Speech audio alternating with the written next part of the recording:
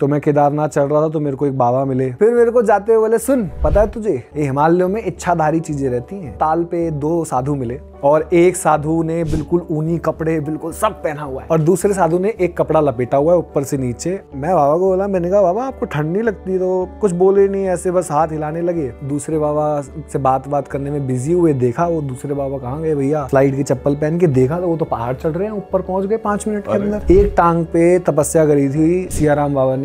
आप ऐसा मानो कि डैम है नर्मदा के पीछे, तो गवर्नमेंट ने बड़ा हटाने की कोशिश करी। एक पत्थर पे जाके वो तपस्या कर रहे थे कि हटा पानी छोड़ देंगे, ये कर देंगे, तो वो तो हिले नहीं। तो गवर्नमेंट ने बोलते हैं कि पानी छोड़ दिया था डराने के लिए एक उसका ना। अच्छा। तो नर्मदा माता सब जगह से गई, घाट भर गए पूरे, पर उस पत्थर पे पानी नहीं आया। कोई प्रधान का लड़का था, उसको थोड़ी ईगो हर्ट हो गई कि क्यों है, कहाँ से जा रहा है, बैग चेक करा। तो मैंने बोला यार एक तरीका है बात करने का, ऐसे चेक नहीं कराऊंगा, आप मेरे से बदतमीजी करोगे। अब मैं जाने लगा आगे तो मैंने देखा कि उसने फोन कर दिया 2-4 लोगों को, कोई सरिया ला रहा है, कोई डंडा ला रहा है, कोई कुछ ला रहा है। 2 साधु बैठे हुए थे, एक बड़ा चुप, कुछ पूछे नहीं, कुछ नहीं, आराम से बैठा हुआ। दूसरा पूछ रहा था यात्रा करी, कहाँ गया, कौन से मंदिर गया? तो बोले बाबा ये भी गया, ये भी गया। अच्छा, साधु को क्या दे सकता है फिर? तो बोले कि किसको मानता है, भगवान को? तो मैं बोला मेरे तो नारायण है। तो बोले कि खा कसम चल बोल, हे नारायण मैं अपना जितना पुण्य कमाया है वो सब इस बाबा को दान करता हूँ। तो दोस्तों स्वागत है आपका हमारे नए एपिसोड में। और आज का जो एपिसोड है वो हमारे पिछले सभी एपिसोड से बहुत ज़्यादा यूनिक होने वाला है। आज हमारे साथ एक ट्रैवलर तो है ही, पर ये ट्रैवलर बहुत ही ज़्यादा यूनिक है, क्योंकि एक तो ये इंडिया घूमते हैं, इसमें भी कोई यूनिक बात नहीं है, लेकिन ये पैदल इंडिया घूम चुके हैं। ये 2.5 साल की यात्रा पे थे, जिसमें इन्होंने 12 ज्योतिर्लिंग और 4 धाम पैदल कवर करे। और इनके जो एक्सपीरियंसेस रहे हैं बहुत ही यूनिक रहे हैं। ये एक स्पिरिचुअल जर्नी पे थे और इनके साथ इनकी जर्नी में इनकी डॉग भी थी बटर, जो आज हमारे यहाँ साथ सेट पे नहीं आई क्योंकि भाई क्रू वगैरह परेशान ना हो और वो खुद भी परेशान ना हो इतनी लाइट्स और कैमरा में। बट आज यति भाई हमारे साथ मौजूद है। स्वागत है यति भाई आपका। थैंक यू भैया। भाई सबसे पहला सवाल ही ऑडियंस के मन में ये आएगा कि यार पैदल क्यों? मतलब आप साइकिल से जा सकते हो, आप फ्लाई कर सकते हो, आप कार से जा सकते हो, पैदल आई थिंक पैदल ऐसा नहीं है कि जा तो साइकिल से भी सकते थे, बट एक तो पहली चीज़ है मन में इच्छा आ जाती है। दूसरी चीज़ ये है कि इंडिया एक ऐसी जगह है जहाँ पे हर 15-20 किलोमीटर में हम लोग बोली बदल रहे हैं, खाना बदल रहे हैं हर 100 किलोमीटर में, भाषाएं बदल जा रही है 500 किलोमीटर में, हमारे भगवान के स्वरूप बदल रहे हैं हर 800-1000 किलोमीटर में। अब ऐसे देश को अगर मैं बाइक या साइकिल पे घूमूंगा तो मैं वो पता नहीं कर पाऊंगा कि भाषा कहाँ बदल रही है। अब जैसे मान लो मैं यूपी से हूँ, अगर मैं यूपी में बुलंदशहर से हूँ और जब तक मैं बलिया पहुँचता हूँ तो हमारी भाषा की बोली की तरीके इतनी बदल जाती है कि एक दूसरे को समझना मुश्किल है। तो वो कहाँ पे किस समय बदली वो जानने के लिए, अपने लोगों को अंदर से जानने के लिए वो पैदल ही पॉसिबल है वो, क्योंकि 25-30 किलोमीटर से आदमी ज़्यादा क्या चलेगा। और उसके अंदर जब चेंजेस आप देखोगे तो एक्चुअली इंडिया की डाइवर्सिटी हम लोगों को समझ में आती है कि अच्छा इतनी बड़ी डाइवर्सिटी है, ऐसे ही लार्जेस्ट डेमोक्रेसी नहीं है ऐसे ही इतने सारे जो हम लोग बोलते हैं कि खाना है, भगवान है, स्वरूप है, इतना जो विशाल इंडिया है वो ऐसे ही नहीं है। वो चल के थोड़ा ज़्यादा समझ में आता है एक्सपीरियंस। अच्छा भाई, जैसे कि आपने 12 ज्योतिर्लिंग कवर करे, 4 धाम कवर करे, तो आई एम श्योर जो नॉर्मल टूरिस्टी तरीका होता है कि आप सीधा मंदिर पहुंचे, मंदिर दर्शन करे और आ गए। हाँ। या शहर के 2-3 फेमस जगहों पे दर्शन करे और आ गए। पर आप आई एम श्योर पैदल घूमते हो तो वहां तक जाने का रास्ते में लोग मिलते हैं और चीज़ें पता चलती हैं। बिल्कुल। तो मुझे आप सबसे यूनिक जगह और वहाँ का एक्सपीरियंस बताओ जो आपको अभी तक भी याद है कि भाई ये इससे यूनिक चीज़ मैंने इंडिया में देखी ही नहीं। वैसे ज्योतिर्लिंग तो सारे ही खास है। मेरा जो सबसे ज़्यादा फेवरेट ज्योतिर्लिंग रहा है वो ओमकारेश्वर ज्योतिर्लिंग रहे हैं, क्योंकि वहाँ पे एक बाबा थे इमली वाले बाबा, बहुत ही इमली वाले बाबा, क्योंकि 800 साल पुराना एक वृक्ष है इमली का, वो वहीं है। तो जब से वो आए हैं वहाँ पे तो उनका नाम ही उसी पे पड़ा है। बचपन में आ गए थे वहाँ पे तो उनका नाम ही इमली वाले बाबा रख दिया गया है। और एक भीमा शंकर पे भी एक बाबा हैं, पुजारी बाबा। ये दोनों बाबा जो हैं बहुत बढ़िया बाबा हैं। इन दोनों के साथ में रहा था, साधु संत राम अखाड़े के दोनों साधु हैं। और ऐसा एक्सपीरियंस था कि मतलब एक जो नेचुरल कॉलिंग होती है कि एक साधु कितना फ्रीक्वेंसी, मतलब आप मान लो एनर्जी कितनी होल्ड कर सकते हैं। तो मैं इमली वाले बाबा के पास जब एक दिन रुका हुआ था तो बाबा मेरे को वो बोले कि खाना वाना खा ले, सब कराया। एक दिन तैयार होके कहीं जाने लगे तो बोले कि मेरे को कहीं जाना है, पूजा में खाना खाना है और मैं थोड़ी देर में आता हूँ वापस, तो कुटिया का ध्यान रखना, साधु की कुटिया है, कोई क्या चुराएगा यहाँ से, बट तू ध्यान रखना। तो मैं बोला ठीक है। तो बाबा के कुटिया में ना गाय बहुत आना जाना करती थी, क्योंकि मैं 2-3 दिन से रुका हुआ हूँ, तो मैं देख रहा हूँ कि हर 1-2 घंटे में, 2 घंटे में, 3 घंटे में गाय आ रही है, लगातार आ रही है। तो जब बाबा जाने लगे तो मैंने बाबा से बोला, मैंने कहा गाय आएगी तो चारा दे दूँ। चारा रखते थे वो अपने पास, तो हंस के बोले अगर आएगी तो दे दियो। तो मैं बोला ठीक है। 1 बजा, 2 बजा, 3 बजा, 4 बजा, शाम के 5 बज गए, 6 बजे आए बाबा, गाय ही नहीं आई। तो खाना वाना बनाने लगे तब, तो मैं बाबा से बोला, मैंने कहा बाबा आप गए तो गाय ही नहीं आई। तो हंसने लगे, तो बोले तू चुप रहे, खाना खा, कोई बात नहीं, आ जाएगी गाय, टेंशन मत ले, आ जाएगी। फिर अगले दिन सुबह हुई तो बाबा फिर उठ के जाने लगे। बाबा बोले मेरा आज दोबारा कहीं फंक्शन है, मैं आता हूँ शाम तक। तो मैं बोला बाबा आप जाते हो, गाय नहीं आती। तो बोले तू सेवा करेगा गाय की? तो मैं बोला हाँ करूँगा, आप बोलोगे तो। बोले कि पक्का मन से करेगा? मैं बोला हाँ। तो बोले कि चल ठीक है, गाय आ जाएगी। तो बाबा जब गए उसके बीच में 5 घंटे के अंतरकाल में आप सोच लो कि गाय आना बंद ही नहीं हुई। गाय आती रही, आती रही, आती रही। हर 15-20 मिनट में 2 गाय, 1 गाय बछड़े के साथ, ये है वो है, गाय ही नहीं रुकी। और आप चारा डालते रहे उनके लिए? और मैं चारा डालता रहा, ना मैंने खाना खाया ना मैंने कुछ किया। शाम के 5 बजे तक, जब तक बाबा आए तब तक मैं बैक टू बैक गाय आती जा रही है। मतलब आज से ना तो मैं थोड़े कपड़े वपड़े धोने की भी कोशिश की, कभी कपड़े धो लिए तो मतलब सर्फ में डाले, इतने में एक और गाय आ गई, पूछा, गाय को डाला, फिर थोड़ा गाय को सहलाया, बात करी, फिर इतने में गए चल डालो, इतने में देखा दूसरी गाय आ गई, फिर तीसरी आ गई, चौथी। तो मतलब आप मानो कि 5-6 घंटे के अंदर मोर देन 25 से 30 गाय आई, जिसमें से 2 गाय बड़ी स्पेशल थी। एक का नाम था नर्मदा। तो नर्मदा जो गायें थी उनको बाबा ने बचपन से बचाया था, मतलब अटक गई थी, सफोकेशन हो गई थी, तो ऐसा जीव ले कुछ तो उन्होंने किया तो बच गई थी वो, जैसे सफोकेशन हो जाती है, कुछ हो जाता है। अच्छा।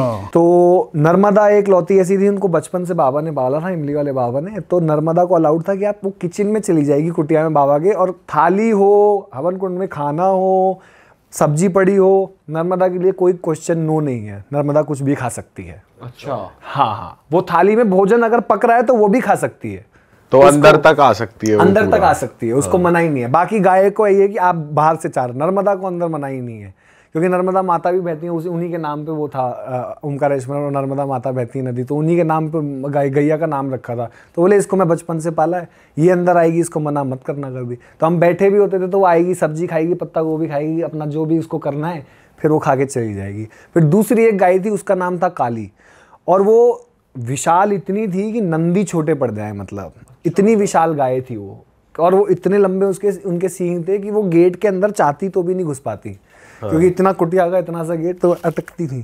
तो और ऐसा लगता था काली को ना, डर लगता था कि चारा डालने में गलती से ऐसे यूं भी सींग मार दिया तो कहीं लग जाएगी। पर वो स्वभाव जो अंदर से इतना शांत था, तो कि आप उनको पुचकारो, ये करोगे या वो खाना दो, खाना खा के चुपचाप चली जाएंगी।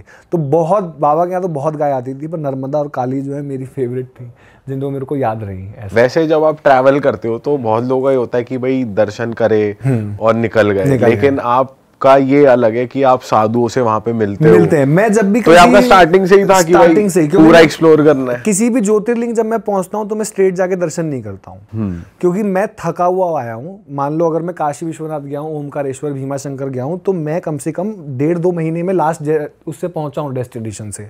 तो मैं फिजिकली और मेंटली दोनों इतना टायर्ड हूं कि मैं अगली सुबह जाके दर्शन नहीं करना चाहता, क्योंकि दर्शन एक पीसफुल चीज है ना, कि हाँ जिसका पास काम हो, बिजनेस है, फ्लाइट है, वो आता है चला जाता है, वो बात अलग है। बट मैं जर्नी इसलिए करी है कि मैं आऊँ, वहाँ बैठूँ, मंदिर पे जाऊँ, थोड़ा मंदिर के आसपास रहूँ, 1-2 घंटा बैठूँ, चांस जितना मिले उतना करूँ। तो वो थकावट, जब शरीर की थकावट और मन की थकावट होती है तो आदमी ज़्यादा देर मंदिर में रुकना नहीं चाहता। फिर वो ये कहेगा लाइन कितनी लंबी है। अरे मेरा सौभाग्य है कि लाइन इतनी लंबी है कि मैं 4 घंटे और खड़ा हो सकता हूँ यहाँ, ठीक है। नहीं तो भगवान तो 2 मिनट में भी दर्शन करा देते हैं, पर ये 4 घंटे की मेरे को कि तू धीरे धीरे आ मेरे पास। जब तू इतना आ सकता है तो तू 4 घंटे वेट नहीं कर सकता मेरे लिए। सही बात है ना। तो मेरे को कभी लाइन का भी ऊपर ये है कि जाते ही दर्शन नहीं करने हैं, 1 या 2 दिन रेस्ट कर, सिर्फ घूम। अगर ओमकारेश्वर में पहुंचा, भीमाशंकर, तो इधर उधर घूम, साधु से पूछ के आए हैं, पहाड़ी चढ़ गए, कुछ नदी है तो नदी के पास जाके बैठ गए, बट 2 दिन दर्शन नहीं करने। जैसे ही 2 या 3 दिन के बाद लगता है कि अब यार बॉडी एकदम सही हो गई है, कोई ब्रूजेस कुछ नहीं है, मन शांत हो गया, मन में ज़्यादा थॉट्स नहीं है, चलो अब चलते हैं। फिर जब तक मैं रहूंगा तब तक रोज सुबह 4 या 5 बजे उठ के फिर मैं दर्शन करता रहूंगा। एक बार को मोह माया को अगर दिमाग से निकाल दें तो ये कितना अप्रोप्रिएट तरीका है दर्शन करने का, बहुत ही लेजिट और जेन्युइन, मतलब बिल्कुल बिल्कुल, क्योंकि फील कर सकते हो एनर्जी। आप उससे कुछ मांगोगे, कुछ लोगे, लेन देन है भगवान सबके बीच में ही है, जब हमारे तो भगवान के बीच में तो है ही। तो जब उतना ही टाइम हमको नहीं मिलेगा, क्योंकि किसी किसी मंदिर पे तो टाइम ही नहीं है ना, भीड़ इतनी खट खट करके दर्शन करा रहे हैं, तो आपका टाइम कहाँ है? टाइम है लाइन में, टाइम है लाइन में बात करने का। अब मैं गया हूँ तो पहले मम्मी के लिए मांगूंगा, पिताजी के लिए मांगूंगा, भाई के लिए मांगूंगा, फिर बोलूंगा हे भगवान कलेश ना हो मेरे परिवार में कभी, धन छोड़ो, फिर उसे कैंसिल करूंगा, मैंने कहा नहीं थोड़ा तो धन चाहिए। तो ऐसे बदलती रहेंगी चीजें। अब मैं कंप्लीटली उसके बारे में सोच पाऊँ कि अभी भगवान और मेरी निरंतर बात हो रही है कि अब मैं किस किस के लिए क्या क्या मांगूँ। मेरे दोस्त के लिए भी मेरे को चाहिए थोड़ा सा, मैं इतना आया हूँ तो इतना तो दे ही सकते हो मुझे, पिछला नहीं मांगा इस पे मांग रहा हूँ। तो वो कन्वर्सेशन करने के लिए, वो पूरा वो करने के लिए, एक बात करने के लिए उनसे मेरे को टाइम चाहिए कि मैं अपना माइंड और बॉडी दोनों फ्री रखूँ। ना मेरे घुटने में दर्द होना चाहिए लाइन में, ना मेरी कमर में दर्द होना चाहिए, ना मेरा थॉट ऐसा होना चाहिए कि इतना दूर चल के आया मंदिर में भी तेरे को खड़ा होना पड़ा। नहीं नहीं नहीं, ये थॉट नहीं होना चाहिए। मंदिर में खड़ा है बहुत अच्छी बात है, 6 के 8 घंटे खड़ा रहेगा, मज़ा आ जाएगा, बट तू अपना फुल बॉडी फिट करके और माइंड फिट करके दर्शन कर। भाई इतने आप तीर्थ स्थानों पे जा चुके हैं, आपको मज़ा आता ही है साधु संत से मिलने में, तो और कोई रहस्यमय या चमत्कारी बाबा या साधु साहब मिले हो, उनका एक्सपीरियंस हमसे शेयर करना चाहते हो? एक मतलब चमत्कारी साधु तो ऐसे बहुत हैं। एक तो मैंने इमली वाले बाबा भी बताया, वो गाय भी एक चमत्कारी है। उसके बाद का आपने बताया नहीं, मतलब वो क्या हुआ जब वो वापस आए, क्या बात हुई, उन्होंने कुछ बताया कि मैंने गाय को भेजा था या गाय को कैसे नहीं, पता उन्होंने चला? मेरे को कुछ ऐसा बोला नहीं कि किसी को गाय को भेजा या ऐसा कुछ किया, वो बस हंसे। जैसे मेरे को ऐसा लगता है कि जितने लीलाधर स्वामी होते हैं ना, ये आपको टेस्ट करते हैं। ये बोलेंगे थोड़ी डायरेक्ट कि ऐसा होता है वैसा करना ही है, वो टेस्ट करते हैं नियत। मेरे को लगता है कि जैसे भगवान ना नियत देखता है प्यार से पहले, कि प्यार करने वाले तो बहुत हो गए, प्यार में तो लोग जान भी ले लेते हैं, पर नियत खराब हो तो अच्छी हो तो कोई जान मान का कुछ वो नहीं है, फिर तो प्यार भी अच्छा ही होगा। फिर तो ऐसा आदमी जीना चाहिए। हाँ, ऐसा आदमी जीना चाहिए। तो नियत वाली चीज़ है। वो नियत मेरी काफ़ी साधुओं ने पर की है। मेरे को जो सबसे बड़ा लगता है, आई थिंक केदारनाथ में जब मैं था फर्स्ट टाइम पे मैं चढ़ रहा था, मेरी फर्स्ट एवर वॉक थी, तो मैं केदारनाथ चढ़ रहा था, तो मेरे को एक बाबा मिले। ऊपर नीचे चलते हुए यात्रा में मिलते रहते हैं लोग, तो दोबारा तिवारा मिले। जब बैठे चाय वाय पीने लगे, तो पहली यात्रा थी तो दिमाग में मेरे आया, मैंने कहा यार बाबा से सवाल पूछ, केदारनाथ कौन है, क्या है, कैसे होता है, ये होता है। तो बाबा से मैं सवाल पूछने लगा, केदारनाथ का अर्थ क्या है बाबा? तो बोले कि क्या करेगा जान के, दर्शन कर ले चुपचाप। तो बोले नहीं बताओ। तो फिर 2-4 सवाल ऐसे, फिर उन्होंने ना उत्तर मेरे को ऐसे दिया है दूर से। फिर मेरे को जाते हुए बोले सुन। मैं बोला हाँ। तो बोले कि पता है तुझे ये हिमालयों में इच्छाधारी चीज़ें रहती हैं। तो मैं बोला इच्छाधारी तो ZTV के नाग हो गए। तो हंसने लगे, बोले नहीं ये सब नहीं, इच्छाधारी मतलब है तेरे सामने वो वैसा ही रूप लेके आएगी जैसा तेरे को चाहिए। क्योंकि अगर मान लो कि मेरे को पहाड़ी ऊपर चढ़नी है और मेरे को कुछ ऐसा मान लो साधु आ जाए, ये आ जाए, या फिर कुत्ता आ जाए जिसको देख के मैं रुक जाऊँ, तो मैं संतुष्ट हो गया हूँ, तो मेरी इच्छा पूरी हो गई है। मेरी इच्छा पूरी हो गई तो मैं आगे नहीं जाऊँगा। आगे जाऊंगा तभी तो खोज होगी ना, आगे जाऊंगा तभी तो पता चलेगा और क्या है जीवन में। बट अगर इच्छाएं पूरी होने लगेंगी इंसान की, तो इंसान आगे जाएगा ही नहीं। तो बोले इच्छा था, वो फूल भी हो सकता है, कुत्ता भी हो सकता है, कोई साधु संत भी हो सकता है, कोई भी हो सकता है, बट वो तेरे को कोशिश करेगा तू आगे ना जाए, तेरी इच्छा यहीं पूरी हो जाए। क्योंकि तू आगे जाएगा तो और खोज करेगा, और खोज करेगा तुझे और कुछ नया मिलेगा, फिर तू दुनिया से दूर जाने लगेगा। तो बोले अब मैं बोला ठीक है। चढ़ के हम लोग केदारनाथ पहुंचे। जब केदारनाथ में पहुंचा तो केदारनाथ पे मेरे को वासुकी ताल के बारे में पता चला कि वहाँ पे वासुकी नाग आते हैं जो महादेव के गले में है। और जब पार्वती माँ और महादेव की शादी हुई थी तो उनको ब्रह्म कमल दिया था नारायण ने वहाँ पे, तो वहाँ ब्रह्म कमल भी उगता है। कितना दूर है वहाँ से? वहाँ से 8 किलोमीटर बिल्कुल स्ट्रेट हाइट है। अच्छा। और 2 पहाड़ चढ़ के एक पहाड़ उतरना है केदारनाथ से। मतलब ये केदार है, हाँ। ये भैरव बाबा हैं, और लेफ्ट में आप जब ऊपर जब चढ़ोगे तो वासुकी ताल का रास्ता जा रहा है। तो रिकमेंडेड यही है। मेरे को भी लोगों ने ये बोला था कि अकेले मत जाओ, क्योंकि 2-3 बजे ही दिन में भयंकर बादल होने लगते हैं, टेम्परेचर गिरने लगता है, हवा बहुत तेज चलती है। तो स्पेशली अगर किसी को आदत नहीं है हाइकिंग ट्रैकिंग करने की, तो मैं बिल्कुल ही रिकमेंड नहीं करूँगा। मतलब 5-6 बंदे कम से कम होने चाहिए कि आप लॉस्ट ना हो। हाँ। और एक छोटी सी गलती हो आप सीधा मंदाकिनी में नीचे जा सकते हो। तो मेरे को भी एक बंदा मिल गया था जाते हुए। फिर हम लोग चढ़ते चढ़ते तो 12-14 बंदे हो गए थे कम से कम। कोई इधर से चढ़ रहा है, कोई इधर से चढ़ रहा है। तो मैं सबको यही बोला था कि अकेले मत जाना। तो ग्रुप बना। वासुकी ताल के जैसे हम लोगों ने दर्शन किए, हम लोगों ने देखा यार वासुकी ताल आ गए। वो एक तालाब है। तालाब है, हाँ, बहुत बड़ा तालाब। मतलब नहा सकते हो आप, बट इट्स अ सेक्रेट तालाब। तो लोग मना करते हैं आप अपना ऐसा छू लो वो कर लो, तो it is a very secret thing. नहा आप सकते हो, ऐसा कोई मंदिर नहीं है उधर, कोई मंदिर नहीं है। वो ताल अपने में पवित्र है। बट सीनिक ब्यूटी कैसी है? वो बढ़िया, बहुत ही, मतलब that is surrounded by the utter Himalayas. उससे ज्यादा सुंदर कोई ब्यूटी नहीं है।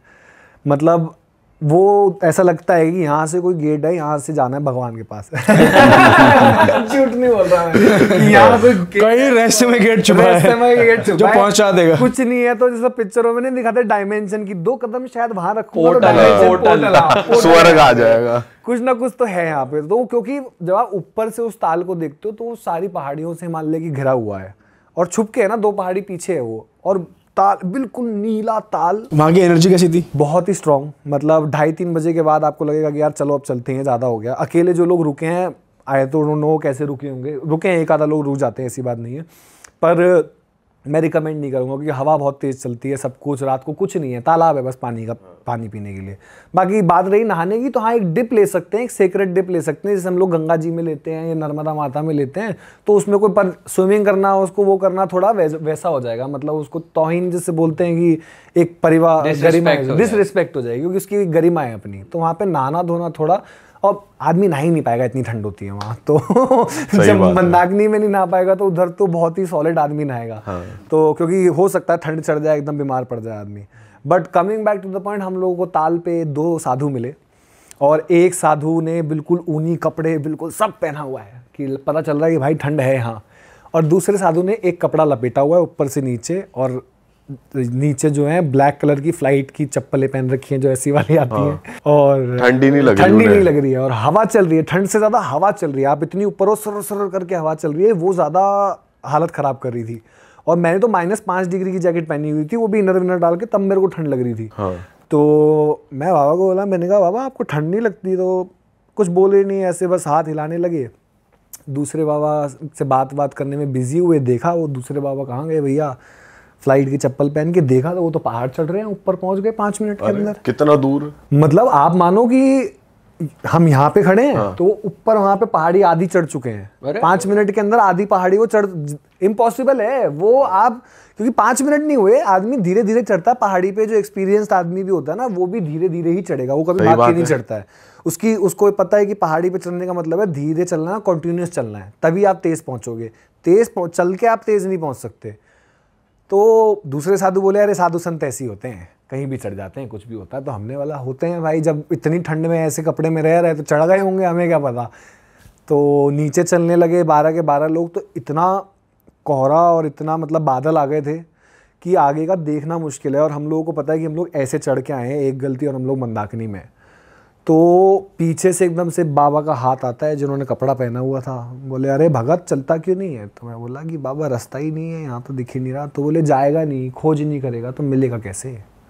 मैं बोला यार ऐसा कैसे, बोल के वो बादलों में चले गए। अभी तो वो इतनी दूर थे और वो एकदम से कहाँ से आ गए, क्योंकि 12 के 12 लाइन ही नहीं है ना, जगह ही नहीं है। ऐसे के 12 के 12 लाइन में चल रहे हैं तो जगह ही नहीं है वहां पे कि आप इधर से। और वो सेम ही शक्ल थी उनकी, ऐसा नहीं था कि कोई और लगा हो। नहीं, सेम ही शक्ल, वो तो देख के पता चल जाता है कि हाँ ये सब 12 को दिख रहे हैं वो, या फिर सबको ना 12 के 12 को दिख रहे हैं, 12 के 12 को दिख रहे हैं। बट सब लोग शायद इतना कॉन्सेंट्रेट नहीं कर रहे हैं कि ऐसा क्यों हो रहा है। सब लोग तो ले लिया अरे पहाड़ पे रहते हैं ये। 2-4 हम लोग थे, इनको लग रहा था, मेरे को कुछ ज्यादा ही लग रहा था कि कुछ तो है ये ना, ऐसा नहीं कोई आ सकता जा सकता। बोल के गायब हो गए, कहाँ गायब हो गए पता नहीं है। फिर हम लोगों ने धीरे धीरे कदम रखे, बादल के बाहर आए, एक पत्थर पे बैठे हम लोग। हमने देखा कि केदारनाथ दिखाई दे रहे हैं, थोड़ी देर आराम करते हैं यहाँ पे।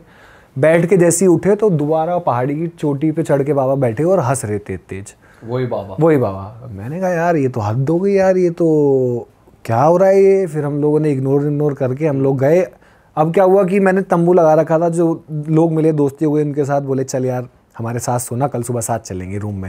मैं बोला ठीक है। तंबू वम्बू बांधा, सुबह जाने लगा। तो मेरे को केदारनाथ से बद्रीनाथ जाना था, तो मेरे को मन में इच्छा है कि महादेव के पास आया तो नारायण के पास भी जा। तो मैंने आंख बंद ऐसे करी और मैं केदारनाथ के दर्शन कर रहा था सामने मंदिर के। तो मैंने बोला आंख बंद करके कि महादेव मैं आपके पास आ गया, मेरी यात्रा थोड़ी लंबी कर दो, मेरे को नहीं पता था आगे भी जाना है, मेरे को बद्री विशाल के पास जाने दो। मैंने बस बोला, आंख खोली और उन्हीं बाबा का हाथ पीछे से ऐसे आया और बोले कि पता है तुझे केदारनाथ से बद्रीनाथ का रास्ता जाता है 8 किलोमीटर का, तू नाथ होते हुए जा, चला जा, बद्रीनाथ जाना चाहता है ना। और आपने मन में बोली? अभी तो किसी को बताई ही नहीं है, अभी तो मैंने बात करी है, बस मैंने बोला है कि मेरे को बद्री नारायण जाने दो। अभी तो किसी को नहीं पता है, मेरे को खुद नहीं पता था सुबह उठने से पहले कि मेरे को बद्री विशाल जाना है। वो तो एक इच्छा होती है ना कि यार थोड़ा और चलना है अभी। तो मैंने कहा बद्री विशाल चलते हैं, बद्री नारायण का बड़ा नाम सुना है, महादेव के दर्शन हो गए, नारायण के दर्शन कर लेते हैं। तो मैं बड़ा शौक हो गया, मैंने कहा यार इनको कैसे पता। तो बोले फिर मैं उससे ज़्यादा मैं शौक था ये देख के कि वहाँ तो बर्फ़ पड़ी हुई है, वहाँ तो आर्मी नहीं जाएगी, मैं क्यों जाऊँगा, मैं तो मर जाऊँगा वहाँ। तो मैंने बोला वहाँ तो रास्ता ही नहीं है बाबा। कहते फिर वही बोले, कहते जाएगा नहीं तो खोज नहीं करेगा तो मिलेगा कैसे। ये बोल के भीड़ इतनी थी, 2-4 आवाज़ आई किसी मारी, मेरे को फिर गायब हो गए। तो मैं ये बोल के अब मैं ऊपर से तो जा नहीं सकता था, इतनी मेरी हिम्मत आज भी नहीं है, मेरी इतनी हिम्मत इतना चलने के बाद कि मैं उस रास्ते से चला जाऊँ, आज भी मेरी शायद होगी भी नहीं कभी, क्योंकि वो है ही ऐसा। केदारनाथ के ऊपर जो बर्फ़ पहाड़ जम रही है उसको देख के लगता है ये नहीं पार हो सकता। तो मैं नीचे तुंगनाथ वाले रास्ते, जो उकीमठ और ये सब जो रास्ता है, मंडल वाला रास्ता है, तुंगनाथ होते हुए फिर ऐसे मैं ये जाने लगा। तो जब मैं नीचे जा रहा था, केदारनाथ से उतर रहा था, तो मेरे को वो बाबा मिले जो मेरे को चढ़ते हुए मिले थे। तो मैं उनके पास गया, मैंने उनको बस चुपचाप ऐसे बैठा बराबर, मैंने उनको कुछ बताया नहीं, कुछ बोला नहीं। मैंने उनको बस ये बोला कि मैं अगर बोलूँ कि मैं मान गया कि इच्छाधारी चीज़ें होती हैं, तो ज़ोर से हंसे, वो इतनी ज़ोर से हंसे कि मैं आपको बता नहीं सकता। और फिर उन्होंने मेरे सर पे हाथ रखा और बोले तेरी यात्रा सफल होगी, बद्रीनारायण जाना चाहता है ना तू, कहते तू पहुँच जाएगा, तुझे कुछ नहीं होगा, जा। तो basically from the starting to the end मुझे ऐसा लगता है कि वो एक ही थे जो अलग अलग स्वरूप में, अलग अलग बाबा बन के, अलग अलग चीज़ें करके मेरे को समझा रहे थे कि वो टेस्ट दे रहे थे कि तू जाने वाला बनता है, जाके दिखा, जाने वाला बनता है, जाके दिखा, तेरे को मैं देखता हूँ टेस्ट, अच्छा तेरे को वहाँ जाना है तो यहाँ से जाके दिखा। तो वो डरा रहे हैं मेरे को कि तेरे को तो जाना है, जाने ही नहीं दूंगा, जब तू यहाँ से नहीं जाएगा तो तू यहाँ से कैसे जाएगा। तो पर एक मन में होता है कि नहीं यार जाना तो है पर वहाँ से नहीं जाना। पर मन तो इतना स्ट्रांग है, बट उतना भी नहीं है कि आर्मी वाला बंदा नहीं हूँ कि मैं वो पार कर जाऊँगा, तो जाना तो है ही। तो एट द एंड मेरे को ये समझ में आया कि कुछ साधु संत ऐसे होते हैं कि वो किसी भी रूप में, किसी भी स्वरूप में कैसे भी आ सकते हैं, कैसे भी उनका कुछ भी हो सकता है।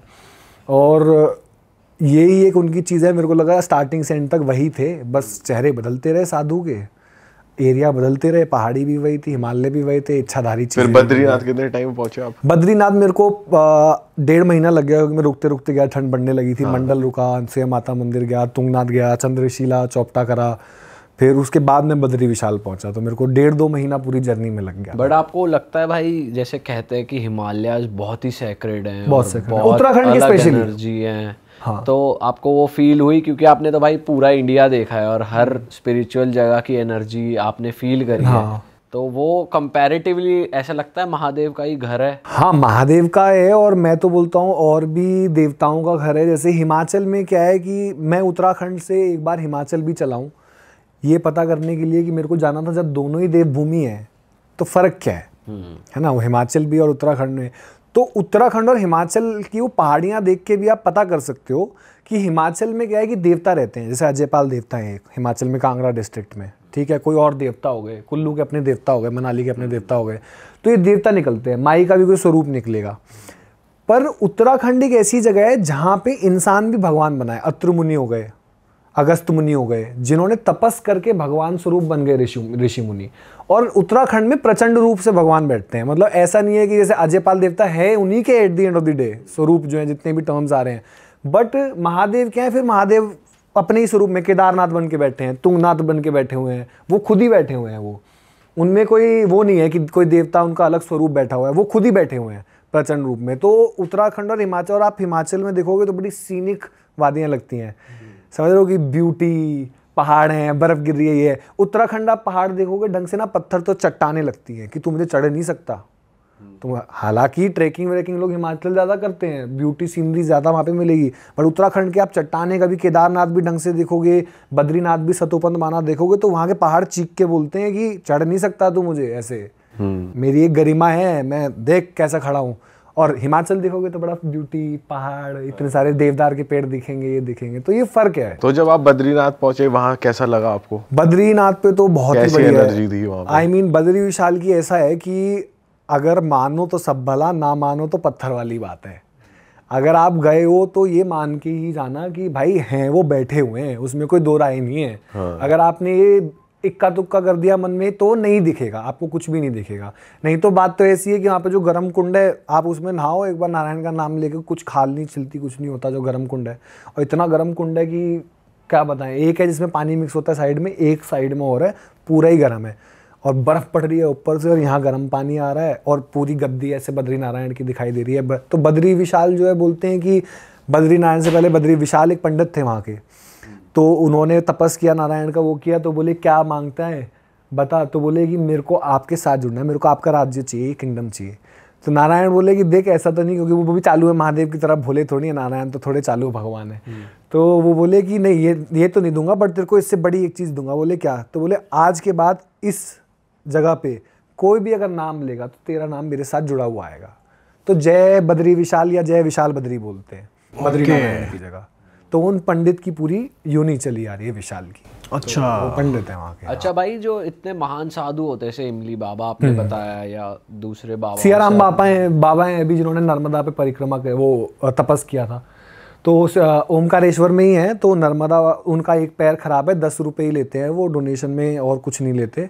तो एक पैर पे, टांग पे, जीवित हैं भी, एक टांग पे झुके रहते हैं लंगोट पहन के, बहुत आई थिंक 95-96 उम्र है।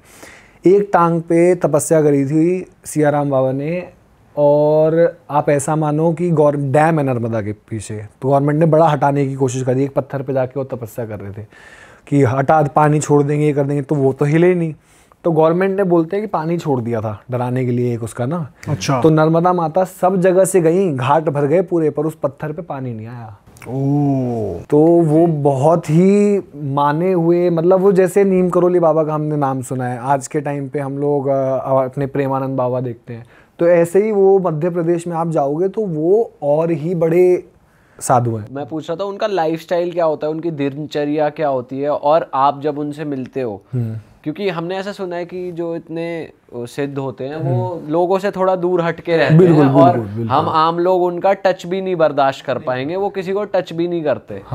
तो आप उनकी कुटिया में रहते हो, तो वो कैसे हो पाता है, वो क्या बात करते हैं और कैसे दिन बिताते हैं? मोस्टली तो निरंतर नाम चलता रहेगा, मतलब जैसे भी जिस भी अच्छे साधु के पास में गया हूँ वो निरंतर नाम लेता रहेगा, चाहे वो राम नाम लेगा, नारायण नाम लेगा, महादेव का नाम लेगा, निरंतर चलता रहेगा। मतलब बातें, कन्वर्सेशन चलती रहेंगी, या खाना बना रहे हैं तो राम राम राम राम चल रहा है, फिर एकदम से भगत चल पानी उठा दे, राम राम राम राम राम राम। कुछ बातें हो गई, रोटी कितनी खाएगा बाबा? 2 नहीं, इतना चल के आता है, 4 रोटी का, चल राम राम राम, निरंतर चलता रहेगा।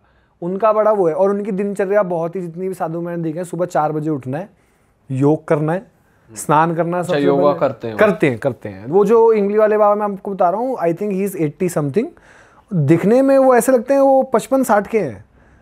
और भोजन उनका वही है, एक टाइम होगा किसी का दिन में, या 2 टाइम भी होगा, सुबह या शाम का होगा, तो पर वो खाना अपने हाथ से ही बनाएंगे। अच्छा। अगर मैं मदद करना चाहूँ तो ज़्यादा इतनी कर सकता हूँ कि सब्जी काट दी, कुछ कर दिया, बट खाना वो उनकी धुनी होती है, उन्हीं की धुनी में अपना वो खाना बनता है, उसी में वो खाना खाएंगे, आपको देंगे ऑफ कोर्स, बट आप बनाने वाला बहुत कम है। कि मतलब असली साधु जो मैंने देखे। पर जैसे आप उनके साथ रह रहे थे तो साधु ये भी होता है कि गुस्सा भी जल्दी आ जाता है उनको, तो कुछ कभी ऐसा हुआ आपने कुछ गलती कर दी और गुस्सा आ गया? गुस्सा हुआ था एक बार मेरे साथ, भीमा शंकर में हुआ था। तो मैं रह जिनके साथ रहा था, पुजारी बाबा, वो तो कभी कभी दिमाग में ना ज्ञान बड़ी बेकार चीज़ है, जब इंसान को लगता है ना वो मेरे को इतना नॉलेज आ गई है तो आदमी घमंडी होने लगता है कभी कभी। तो मेरे को याद है, तो मैं पुजारी बाबा थे उनके पास रहता था, तो एक बाबा मेरे को दर्शन कराने लाए, भीमा शंकर। तो बोले कि यार तेरे को एक और साधु से, संत से दर्शन कराता हूँ, बड़े हैं बाबा ये हुए। तो गए तो उनके बड़े सेवक थे, चाय आ रही है, ये हो रहा है, और ऐसे गद्दी स्थान पे बैठे हुए हैं।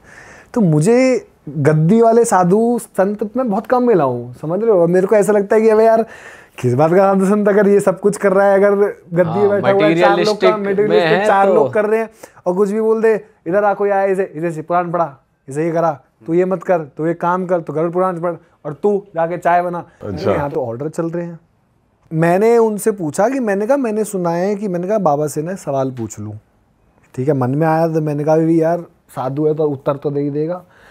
तो मैंने बोला कि तर्क करते हैं। तो मैंने अपना एक मन में घमंड जैसा जागरूक होता है नॉलेज का, तो मैंने बोला बाबा यहाँ अर्धनारीश्वरी के ऐसे रूप में शिव शक्ति ऐसे बैठते हैं तो क्या?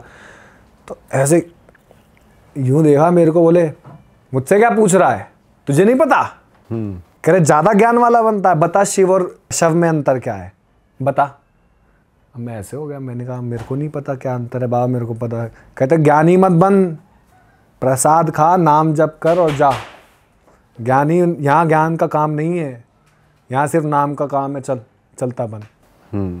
तो वो, और मैं समझ गया कि वो उन्होंने मेरे अंदर झांक लिया कि बेटा कि हाँ, कि ज्ञान का तर्क अगर तू मेरे से करेगा तो समझा दूंगा, मेरे से ज्ञान का तर्क मत करना।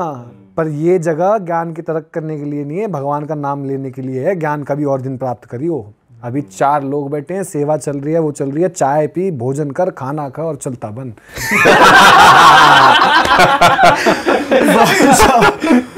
तो साधु हैं ऐसे, क्रोधित हो जाते हैं बिल्कुल एकदम मुंह पे कर देते हैं। तो क्योंकि उस दिन इनको पता चला कि गांव वालों का रिश्ता और साधुओं का रिश्ता एक जो नॉर्मल रहते हैं ना, वो भी बहुत अलग है। उठना बैठना एक कम्युनिटी टाइप है, तो हर साधु अलग है। जैसे मैं अघोरियों के साथ नहीं बैठता हूँ, मेरा अघोरियों के साथ नहीं है। शमशान पे, काशी पे कोई मिला तो दूर से प्रणाम करके आप चले जाओ, क्योंकि मेरे को लगता है मेरी वो एनर्जी नहीं है कि मैं अघोरी के साथ बैठूँ, उससे सवाल करूँ, बातें करूँ कि बाबा क्या होता है शमशान में खोपड़े में। मेरा नहीं है वो। कभी नहीं कोशिश करी आपने? नहीं, ये सब बहुत ही। काशी में मिले आपको अघोरी? हाँ, काशी में मिले हैं, मणिकर्णिका घाट पे मिले हैं। तो मणिकर्णिका घाट पे ऐसा सीन हुआ था कि एक साधु शायद तपस कर रहे थे मणिकर्णिका घाट पे, और शमशान पे बैठ के ही तपस कर रहे थे। तो काले वस्त्र पूरे पहने हुए हैं, सब कुछ। तो मैं उनको ना देखने लगा। अब 5, 10, 15, 20 मिनट, क्योंकि एक अट्रैक्शन होता है ना कि भाई चिता पे बंदा बैठ के मेडिटेशन कर रहा है, और मैं दूर से उनको ऐसे टेढ़ी नजर से यूँ देख रहा हूँ। और आप मानो नहीं कि उनकी कितनी स्ट्रॉन्ग शायद सिद्धियाँ पार होगी कि उन्होंने आंख ऐसे खोल के मेरे को बस यहाँ नहीं देखा, वहाँ नहीं देखा, सीधा मेरी आंखों में यूँ देखा है कि भंग कर रहा है तू मेरी, वो देख मत, चलता बन। जबकि आप उनकी डायरेक्ट नहीं, ऐसे बैठा हुआ था पीछे यूं करके। बट वो शायद ऐसा होगा ना कि हो रहा होगा कुछ एनर्जी कोलैप्स से, कुछ तो ऐसा हो रहा होगा कि मैं अट्रैक्शन में डूबा हुआ हूँ, और मैं ऐसे देखे जा रहा हूँ, अघोरी को देखे जा रहा हूँ कि शमशान पे लाश है, किसी का पैर पड़ा हुआ है मणिकर्णिका घाट पे, किसी का हाथ पड़ा हुआ है, और ऐसी जगह वो इतने काले वस्त्र पहन के निरंतर जो भी जाप कर रहे हो, मुझे क्या पता। बट उनको खटक रहा होगा क्योंकि कोई भी आ रहा है, देख रहा है, फोटो लेकर चले जा रहा है। पर मैं आधे घंटे कंटिन्यूअसली देख रहे हो, तो भंग हो गई उनकी तपस्या। हाँ, भंग या कुछ हो रहा होगा उनको। तो बस ऐसे भंग तो क्या ही करूंगा मैं, पर उन्होंने देख के ऐसे कि एक बार इशारा किया तो मैं समझ गया। मैंने कहा अभी कल्टी मारो यहाँ से वरना दूर दूर से ही कुछ कर देंगे। दूर से ही कुछ कर देंगे। तो जो पावरफुल साधुज हैं, इनके साथ बैठना मैं अवॉइड करता हूँ, क्योंकि मेरे को लगता है कि जैसे जो नॉर्मल साधु है, राम नाम जपने वाले, भजन करने वाले, जैसे एक साधु मेरे को मिले थे, तो जूनागढ़ में गिरनार एक पर्वत है। तो वहाँ पे एक आरती होती है। तो मैं गिरनार में जाने से पहले तो गुरु दत्तात्रेय महाराज की पूजा होती है वहाँ पे। तो अब गुरु दत्तात्रेय महाराज के बारे में मेरे को पता नहीं था, तो मैं गिरनार जा रहा हूँ, तो मैंने ऐसे बोला यार गूगल देखूँ, पढ़ूँ, क्या करूँ। तो रात को जिस आश्रम में मैं रुका, वहाँ पे उस रात को जो संत थे वो गुरु दत्तात्रेय की पूजा कर रहे थे। तो वहाँ से मैं इंट्रोड्यूस हुआ जूनागढ़ जाने से पहले कि अच्छा, और वो रह जाता है मन में, क्योंकि जैसे वो गा रहे थे ना,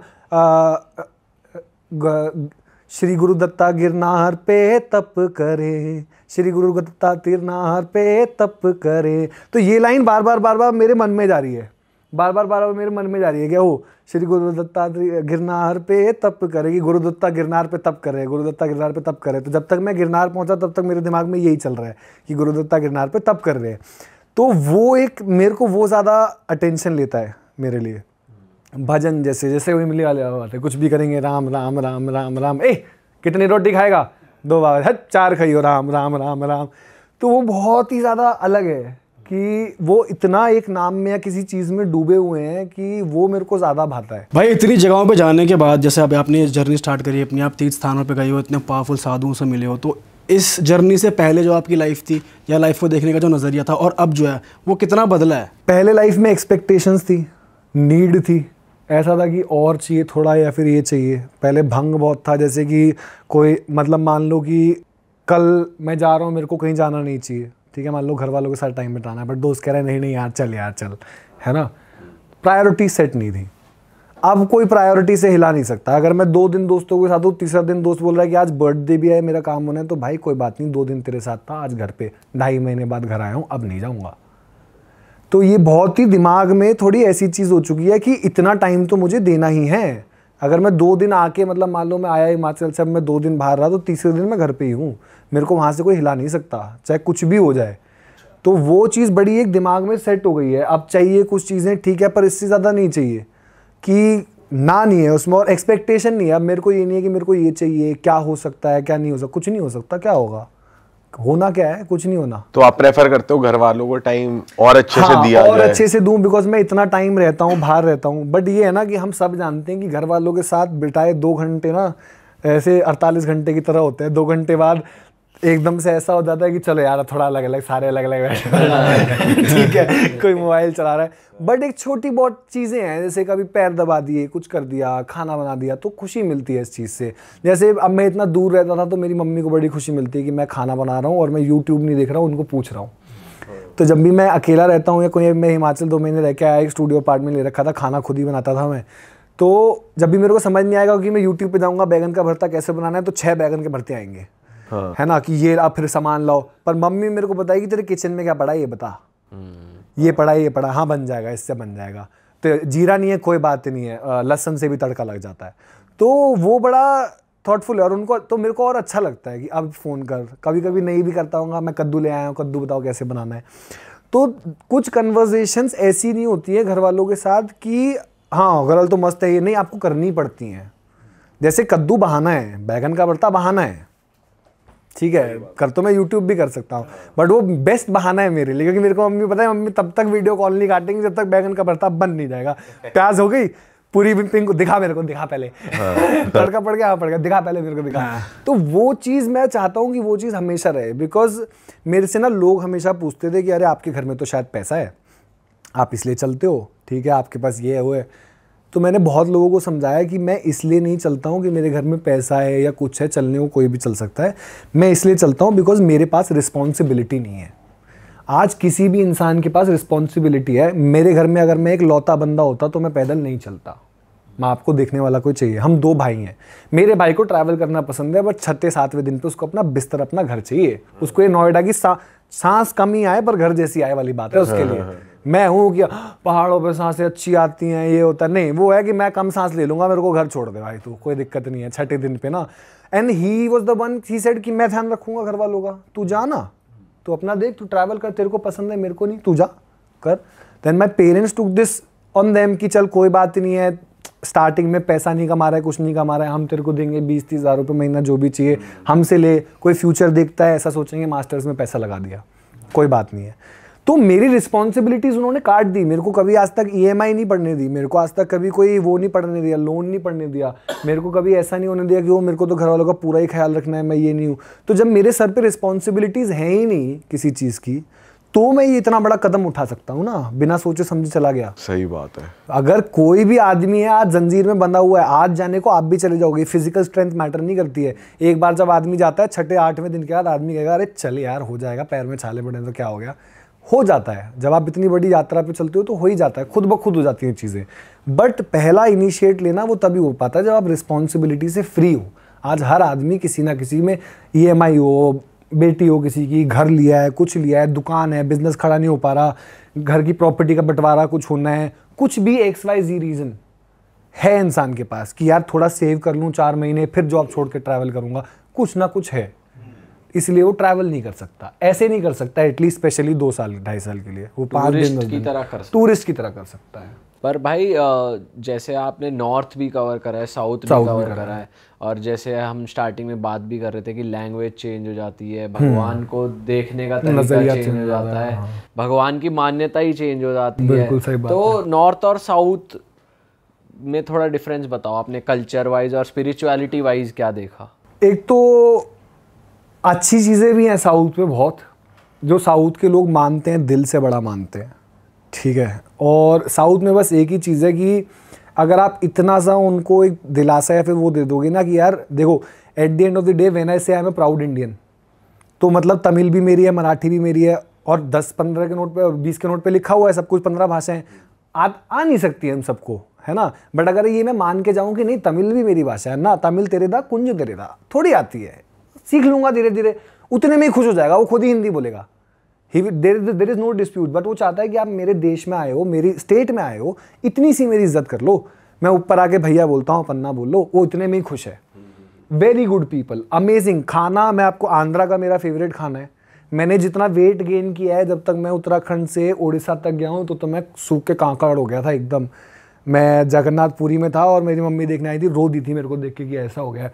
और जब तक मैंने आंध्रा तमिलनाडु क्रॉस किया, मैं रामेश्वरम पहुंचा हूँ, घर वाले आए हैं मेरे से दोबारा मिलने, ऐसा हो गया था मैं कि क्या बताऊं। क्योंकि कोई बढ़िया डिश बताओ। मील्स आंध्रा की सबसे अच्छी मील्स ही है। मैं तो वेजिटेरियन हूँ, तो मैं बहुत ही मील्स, और मेरे को क्या रोड पे रहना होता था तो मैं ज़्यादा कुछ एक्सप्लोर नहीं, सुबह और रात को मेरे 2 चीज़ होती थी, इडली और डोसा, जितना खा सकते हो, क्योंकि वही चीज़। और दिन में पेटेंट था आंध्रा की मील्स, तो उसमें रसम मिलती है, चावल मिलता है, अलग अलग चीज़ें, और वो इतनी अमेजिंग होती है, स्पाइस वगैरह से लेके ना, और पत्तल पे खिलाएंगे। एक चीज़ और है, साउथ में जैसे खाना खिलाएंगे ना, तो पता क्या करेंगे कि नहीं नहीं, एक बार आपने किसी प्लेट के पैसे दे दिए, चाहे 5 स्टार में बैठे हो, मील्स स्पेशली, तो वो प्यार से एक और अन्ना अन्ना वन मोर अन्ना अन्ना। यहाँ पे आप बोलोगे ना भैया रोटी, 2 रोटी लगा दो इस टेबल पे ठीक है। अब मैं ये नहीं बोल रहा हूँ कि बुरा है हमारे यहाँ, बट एक तरीका खाना खिलाने का। जैसे वहाँ पे मील्स अगर खरीद लिया तो जब तक आपका पेट नहीं भरता अनलिमिटेड खाओगे। यहाँ पे मेरे को आधी कटोरी भी चाहिए तो बोलेगा आधी कटोरी के पैसे लगा लिए उसके, ठीक है। तो ये बड़ा अलग है। कुछ कुछ जगह पे है जहाँ पे मील सिस्टम होगा कुछ रेस्टोरेंट में, बट वहाँ पे 90% ही यहाँ पे तो सॉफ्ट के भी ले लें पैसे। हाँ बट सबसे बड़ा एक मेजर डिफरेंस जो साउथ और नॉर्थ में है यस, सॉफ्ट के भी ले ले, सॉफ्ट के पैसे कौन लेगा भाई ज्यादा उठा ली तो भाई इसके चार्ज लग जाएंगे। पैसे नहीं लेगा, सॉफ्ट का ताना दे देगा। हाँ वही। साउथ के मंदिरों में कुछ अलग लगा आप? हाँ मतलब जैसे हमारे यहाँ केदारनाथ है, और आंध्रा में आप जो तिरुपति बालाजी का मंदिर है, वो तो ऐसा लगता है कि राजा महाराजा के भी महाराजा बैठे हुए हैं। मैंने अपनी आंखों से एक बंदे को, तो मम्मी और पिताजी आए हुए थे मेरे उस टाइम पे दर्शन करने तिरुपति के, तो हम लोग दर्शन कर रहे थे, एक बंदा आया ऐसे झोली में ना बर्तन लेके, तो मैं मूर्ख आदमी, मैंने कहा पीतल तांबे के बर्तन चढ़ा रहा भगवान को इतने बड़े बड़े। तो मैंने मम्मी को ऐसे इशारा किया, मैंने कहा मम्मी देखना है पीतल तांबे के बर्तन चढ़ा रहा है वो। तो मम्मी ने ऐसे देखा, और फीमेल की नज़र तो सोना और फीमेल तो कटाक। मम्मी बोलती बेवकूफ़, वो सोना है, वो पीतल तांबा नहीं है, वो प्योर सोना है। क्या बात कर रहे हो, कहते। और उसने एक बार ऐसे किया, कुछ ही नहीं देखा और चला गया। और बात अगर तिरुपति जी की करें तो उनका जो स्वरूप है, मतलब इतनी भीड़ में वो एक बार ज़रूर हर किसी इंसान को देखते हैं। एटलीस्ट मुझे तो ऐसा लगा कि जो ऐसे भी खड़े हैं ना, आप इधर से आ रहे इधर से, तो 1 सेकंड ऐसे करके यूँ, 1 सेकंड आपको लगेगा देख फील हुआ बस। और वो, और जैसे रावण की क्या सोने की लंका होगी, जैसे तिरुपति जी की वो है, सोना ही सोना है वहाँ, बस श्रृंगार ही श्रृंगार हो रखा है।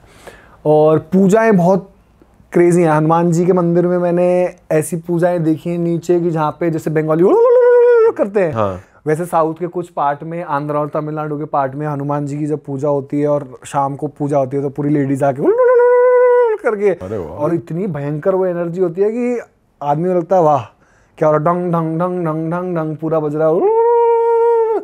और अपने लैंग्वेज में, तमिल में, मलयालम में, और जिसमें भी तेलुगु में वो कर रहे हैं, वो लोग कर रहे हैं।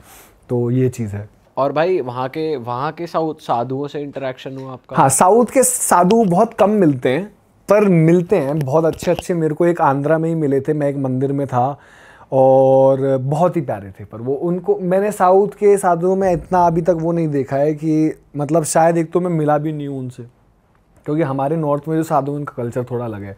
वहाँ साउथ में अगर कोई बड़ा साधु है ना, तो वो जाके बैठा हुआ है, जैसे अपना वो है।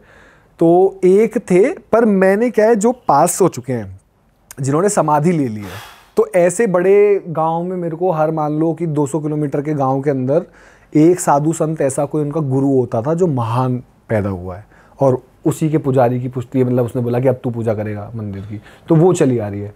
तो ऐसे काफ़ी लोग हैं जो वहाँ पे हैं, बट सबसे ज़्यादा अगर मैंने किसी का स्टैचू देखा है तो NTR का देखा है।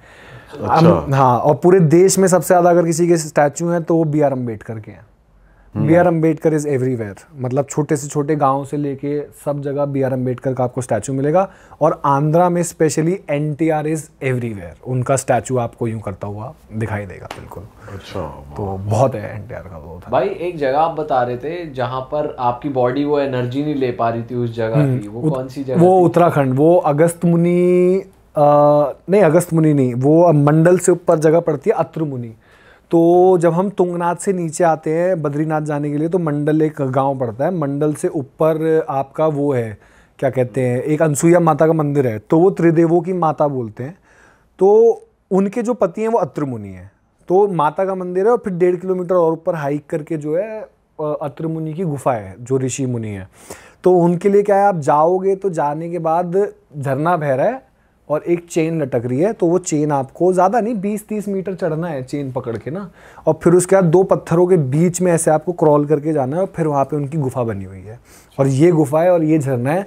और आप मानो कि झरने की आवाज़ और एक कंकड़ गिरने की आवाज़, टक टक टक टक, सामान्य है, क्योंकि अगर इतनी तेज झरना गिर रहा है तो किसी और चीज़ की आवाज़ नहीं आ सकती है, पर झरने की और टक टक टक टक टक एक कंकड़ गिर रहा है, सेम आवाज़ है, सेम साउंड आ रही है। और वहाँ पे 10-15 मिनट से ज़्यादा मेरी बॉडी शायद आज, अब तो बहुत साल हो गए गए हुए, इतना करने के बाद मैं शायद कोशिश करूँगा कि केपेबल हूँ कि नहीं हूँ, पर दोबारा चाहूँगा, पर उस टाइम पे केपेबल नहीं था।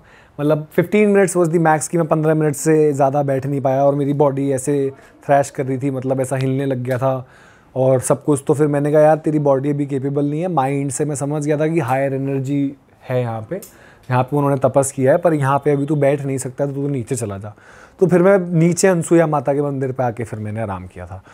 तो वो भी बहुत ही, अनसुईया माता भी बहुत क्रेज़ी उनका वो है, मतलब ऐसा है कि आप त्रिदेवों की माता बोलते हैं। उन्होंने ब्रह्मा विष्णु महेश को बच्चा बना दिया था, तो क्योंकि वो जो है प्यार ही सिर्फ अत्रि मुनि से करती थी। तो एक बार लक्ष्मी, पार्वती और सरस्वती तीनों देवी को ऐसा हुआ कि हमसे ज़्यादा कौन प्यार कर सकता है अपने पतियों को, यार हम तो महादेवी है, तो हमसे ज़्यादा तो कौन। और वो स्मरण भी सिर्फ अत्रि मुनि का ही करती थी अपने पति का, उसके अलावा किसी को नहीं पूछती थी, किसी को नहीं मानती, बस पति का ही स्मरण करना है 24 घंटे। तो तीनों ने बोला कि जाओ ब्रह्मा विष्णु महेश को, जाओ इनकी परीक्षा लेके आओ। वो नीचे आए धरती पे साधु का रूप लेके, तो बोले कि खाना खिलाओ। तो माँ बोली मैं खाना खिलाती हूँ, आप बैठो।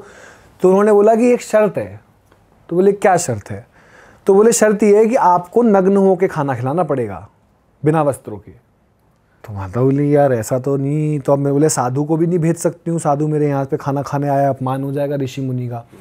तो उन्होंने अपने मन में अत्रि मुनि का जाप किया और उनसे बोला कि हे मेरे प्रभु, हमारे दर पे ऋषि मुनि आए हैं, इनको ऐसे नहीं भेज सकती और मेरे पे कृपा करें, मैं ऐसा काम करने जा रही हूँ। उन्होंने जल लेके, जैसे शुद्धि करते हैं ना, तो जल लेके जब शुद्धि करी तो तीनों साधु, तीनों ब्रह्मा विष्णु महेश छोटे छोटे बच्चे बन गए। अब बच्चे बन गए तो माँ तो कुछ भी कर सकती है ना, तो बच्चे बने तो माँ ने अपना दूध पिलाया स्तन से उनको, और बच्चा ही छोड़ दिया कि जाओ अब तुम ऐसे ही रहो। तो जब ऊपर हाहाकार फिर मचने लगा, बोलते हैं लोग कि ब्रह्मा विष्णु महेश तीनों ही गायब हो गए, कहाँ हैं? तो तीनों देवियाँ ऊपर से नीचे उतर के आई। उन्होंने अनसुईया माता से क्षमा मांगी, उन्होंने बोला कि ये हमारे पति हैं, इन्हें वापस कर दो। तो माँ ने जब जल छिड़क के उनको वापस किया तो वो तीनों अपने सही अवतार में आए, ब्रह्मा विष्णु महेश के साधु ना हो गए। तो माता को लगा कि मेरे से अपमान हो गया कि त्रिदेवों को मैंने बच्चा बना के अपने यहाँ रख लिया। तो वो जब क्षमा मांगने लगी तो महादेव और नारायण और ब्रह्मा जी ने बोला कि नहीं नहीं, क्षमा नहीं मांगोगे, आज से हम आपको ये वरदान देते हैं कि आपको त्रिदेवों की माता माना जाएगा। तो अनसुईया माता जो है वो त्रिदेवों की माता मानते हैं, क्योंकि प्यार से बड़ा उन्होंने बोला कि आप जैसा प्रेम कोई नहीं कर सकता इस दुनिया में, तो आप हमारी भी माँ हैं, क्योंकि माँ जैसा प्रेम कोई नहीं कर सकता।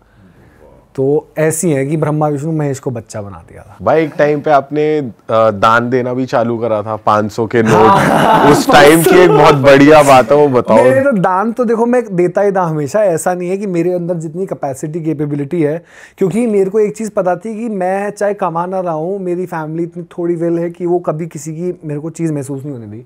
मेरे को घर वालों ने हमेशा एक ही चीज़ बोली थी, किसी से कुछ लेना मत, पैसे मत लेना, डोनेशन मत लेना किसी से, जा रहे हो हम लोग कर देंगे किसी से। हाँ खाना पानी तुम ले सकते हो, कोई यात्रा है, पर किसी से कभी पैसे मत लेना। तो मैं लेने की जगह देने को तो मना नहीं किया ना। कभी कोई बुढ़िया मिल गई, कोई बच्चा मिल गया, जैसे किन्नर समाज के लोग मिल गए तो बोले पैसे दे दो, बोला पैसे नहीं दूंगा, खाना ले लो, जो लेते हो खाना दिला दूंगा।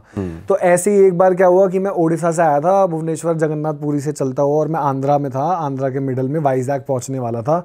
और उससे पहले गाँव में छोटे छोटे बस स्टैंड होते हैं बैठने वाले जो है, और वहाँ पर एक बंदा बैठा हुआ है। तो मैं बोला अन्ना कीचू बैठूँ तेलुगु में, तो बोला कि बैठ जाता। थोड़ी देर बाद तो टूटी फूटी तेलुगु बोल रहा था। तो बोला क्या बोल रहा है? कि महाराष्ट्र से हूँ मैं, मराठी आदमी हूँ मैं, हिंदी बोल, हिंदी समझ में आता है मेरे को। तो मैं बोला अच्छा सॉरी, मेरे को लगा लोकल बंदा है। तो बात करते करते पानी वानी शेयर किया हम लोगों ने, बात करी, थोड़ी देर बैठा। बोले मैं भी पैदल आ रहा हूँ। तो तुम कहाँ से आ रहे हो? तो बोले मैं उधर से 200 किलोमीटर से पैदल आ रहा हूँ। तो मैं बोला कहाँ जा रहे हो? बोले भुवनेश्वर में काम ढूंढने जा रहा हूँ, मिस्त्री था शायद। अच्छा। तो बोला काम ढूंढने जा रहा हूँ। तो मैंने बोला कैसे जाओगे? तो बोला चल के जाऊँगा। मैंने कहा यार 1.5 महीना मेरे को हो गया भुवनेश्वर से चलते हुए, तू चल के जाएगा? मैंने कहा भाई, और गर्मी वर्मी बड़ा, और थोड़ा थे पैसे वैसे भी थे मेरे पास। मैं कहा इतनी कोई कमी नहीं है, भाई से मांग लियो, घर वालों से मांग लियो, क्या हो गया, आदमी चल रहा है, तू भी चल रहा है, दे 500 रुपये दे के ख़त्म कर। तो कैश में बहुत कम लगता था, वैसे भी कहीं चोरी ना हो जाए, कुछ नहीं, पेटीएम पूरी दुनिया में, पेटीएम पूरी इंडिया में चलता है। तो मैंने उनको कहा सामने एक दुकान है, 500 रुपये पेटीएम करके आपको कैश दिला दूंगा, आप चल बल के मत जाओ, बस ले लो यहाँ से और वहाँ जाके काम ढूंढ लेना जैसे ही मर्जी हो। तो बात करने लगा ऐसे, हाँ। तो जब जाने का टाइम है बोला चलो दे देता हूँ, तो बोले चल चल आगे चल, मैं आ रहा हूँ। तो मैं बोला कि चलो, फिर मैं आगे चला, देखा ये तो आ ही नहीं रहे हैं। फिर मैं दोबारा आया वापस, मैंने कहा भैया चलो, तो बोले चलो चलो, तो आ रहा हूँ मैं। फिर मैं आगे चला, फिर देखा, जब मैं तीसरी बार आया मैंने कहा अरे भैया चलो यार ले लो पैसे, क्या हो गया। तो वो गुस्सा हो गया मेरे पे कि तू चल के आया, मैं चल के आया, तूने अपना दुख सुनाया, मैंने अपना दुख सुनाया, तुझे तकलीफ़ है, मुझे तकलीफ़ है। कह रहा भीख थोड़ी मांगी है तेरे से, भिखारी थोड़ी हूँ, पैसे किसको दे रहा है। मैंने कहा खाने के उसके, कह रहा है भगवान का गोला खा के चला जाऊँगा मंदिर से, पानी पी लूँगा, कोई बात नहीं है। कह रहे ये चीज़ नहीं होनी चाहिए, तूने मुझे दुख बताया। और उस टाइम पे मेरे को ऐसा हो गया, ये रियलाइजेशन हुई कि जैसे बोलते हैं ना भगवान की मर्ज़ी के बिना पत्ता नहीं हिलता है। तो वही वाली चीज़ हुई कि क्या करूँगा इस पैसे का, कोई काम का वो पैसा नहीं है। और मेरी बॉडी ऐसे 2 बार ऐसे हुई नारायण बोलने का, मैंने कहा मैं समझ गया।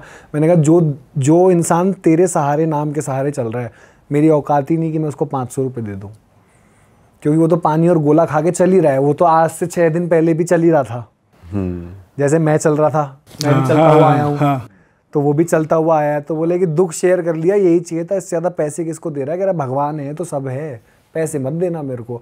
और यही चीज़ मैं शहर में आ जाऊँ, कैब वाले को 200 रुपये टिप दे दूँ, अभी मना नहीं करेगा कोई। चलते हुए किसी भी आदमी को बोलूँ कि भैया ये लो, चाय वाले को बोल दूँ चाय मत पिला, ये ले यार मन कर रहा है 500 रुपये तेरे हुए, खुश हो जाएगा। बोलेगा यार भैया, ये नहीं बोलेगा कि नहीं नहीं भैया मत दो। और जिस आदमी को ज़रूरत सही में है, पेट में खाना नहीं है, उसके जूते ढंग के नहीं है, हवाई चप्पल उसने पहनी हुई है, कहाँ से चल के आ रहा है, और मेरे को पता है पैदल कहाँ से मैं आ रहा हूँ, तो मेरे को आने में 1.5 महीना लगा है। चल मेरे पास तो बैग है, मेरा डॉग है, रुकते रुकते हैं, इसको कम से कम 15-20 दिन तो जाएंगे। 1000 किलोमीटर 1200 किलोमीटर कुछ होता ही नहीं है क्या, 15 दिन तो जाएंगे। मैंने कहा कैसे जाएगा, मैं तो समझ रहा हूँ, तो इतना है ही नहीं। तो भगवान के नाम पे जो चलता है, फिर वो क्या है कि मेरे को लगता है कभी कभी मेरा घमंड तोड़ने के लिए ना। बट भाई आपका ये घमंड भी नहीं था, आप तो उसको ऐसा नहीं, ये देखने से लगेगा घमंड नहीं था, ये देखने से लगेगा ये तो अच्छा काम कर रहा है। घमंड था ना कि मेरे तो अपने दिल से ही उसको हेल्प करने की सोची ना। करी बट अहंकार के भी, मतलब मन के अंदर भी अहंकार होता है। जैसे क्या है कि मेरे को तो ये आ गया था ना कि तेरे पास तो है ही, तेरे को किस चीज की कमी है, तू तो अरे तू इसको भी बचा लेगा, क्या है 500 रुपये, क्या बचाएगा तू उसको, तेरे नाम पे थोड़ी चल रहा है, भगवान के नाम पे चल रहा है, तू कौन है उसको बचाने वाला, वो बचाएगा उसको, बचाना उसको जो भगवान के नाम पे नहीं चलता। तो अपना पैसा अपनी जेब में रख, क्या तू उसको पैसा देने वाला बन रहा है। भाई अपनी स्पिरिचुअल जर्नी में आपने सोचा कि आगे चल के आप भी शायद ऐसी लाइफ जियो, साधु संतों वाली, या फिर ऐसा थॉट आता है? कोशिश रहेगी कि जीऊँ, मतलब मैं चाहता हूँ, बट जब तक माँ बाप हैं, ऐसा मैंने वचन दे रखा है कि संन्यास नहीं लूँगा, क्योंकि और संन्यास में तो हर साधु संत यही बोलता है जब तक माँ बाप की अनुमति ना हो संन्यास नहीं ले सकते आप। तो और वो नहीं है वो अनुमति नहीं है मुझे। तो अगर माँ बाप ना हो, शादी वादी ना हो, उस टाइम तक अभी ऐसा कुछ मन नहीं है, तो ज़रूर मैं संन्यास लेके जो है पैदल दोबारा ऐसे ही भारत भटकना चाहूँगा, घूमना चाहूँगा, क्योंकि ये बहुत ही एक ऐसा एक्सपीरियंस है जो एक्सपीरियंस के अंदर एक्सपीरियंस देता है। ये एक ऐसी लाइफ है जिसमें आपके पास चॉइसेस ख़त्म हो जाती हैं, एक ऐसी लाइफ है। और मैं बोलता हूँ कि पैदल तो चलो ठीक है मैंने कर लिया, मैं नहीं बोलूँगा हर कोई करे, बट एटलीस्ट एक बार इंडिया में लोग जाके, चाहे ट्रेन से ही सही चाहे कैसे भी सही, एक बार देखें और गांव खेड़े में जाएं। जैसे यहाँ से बंदा दिल्ली नोएडा से उठ के अगर, मतलब मान लो अगर अहमदाबाद जा रहा है तो कोई डिफरेंस नहीं है। मेरे को अहमदाबाद पसंद नहीं आया कभी, मेरे को पुणे पसंद नहीं आया कभी, लोग पसंद आए होंगे वहाँ के, शहर कभी पसंद नहीं आया, मुंबई मेरे को कभी पसंद नहीं आया, क्योंकि वो तो सब वही है ना, वही डोमिनोज भी वहाँ पे, वो भी कैब भी आया, सब कुछ। तुम्हारे पास थोड़ा ज़्यादा ब्रांड होंगे, यहाँ कम होंगे, कोई ज़्यादा फर्क नहीं है, ठीक है। तो बढ़िया खाना में वहाँ भी रात के 4 बजे मेरे को वहाँ भी खाना मिलेगा, यहाँ मेरे को चाहिए कि 8 बजे गुप्त गायब है।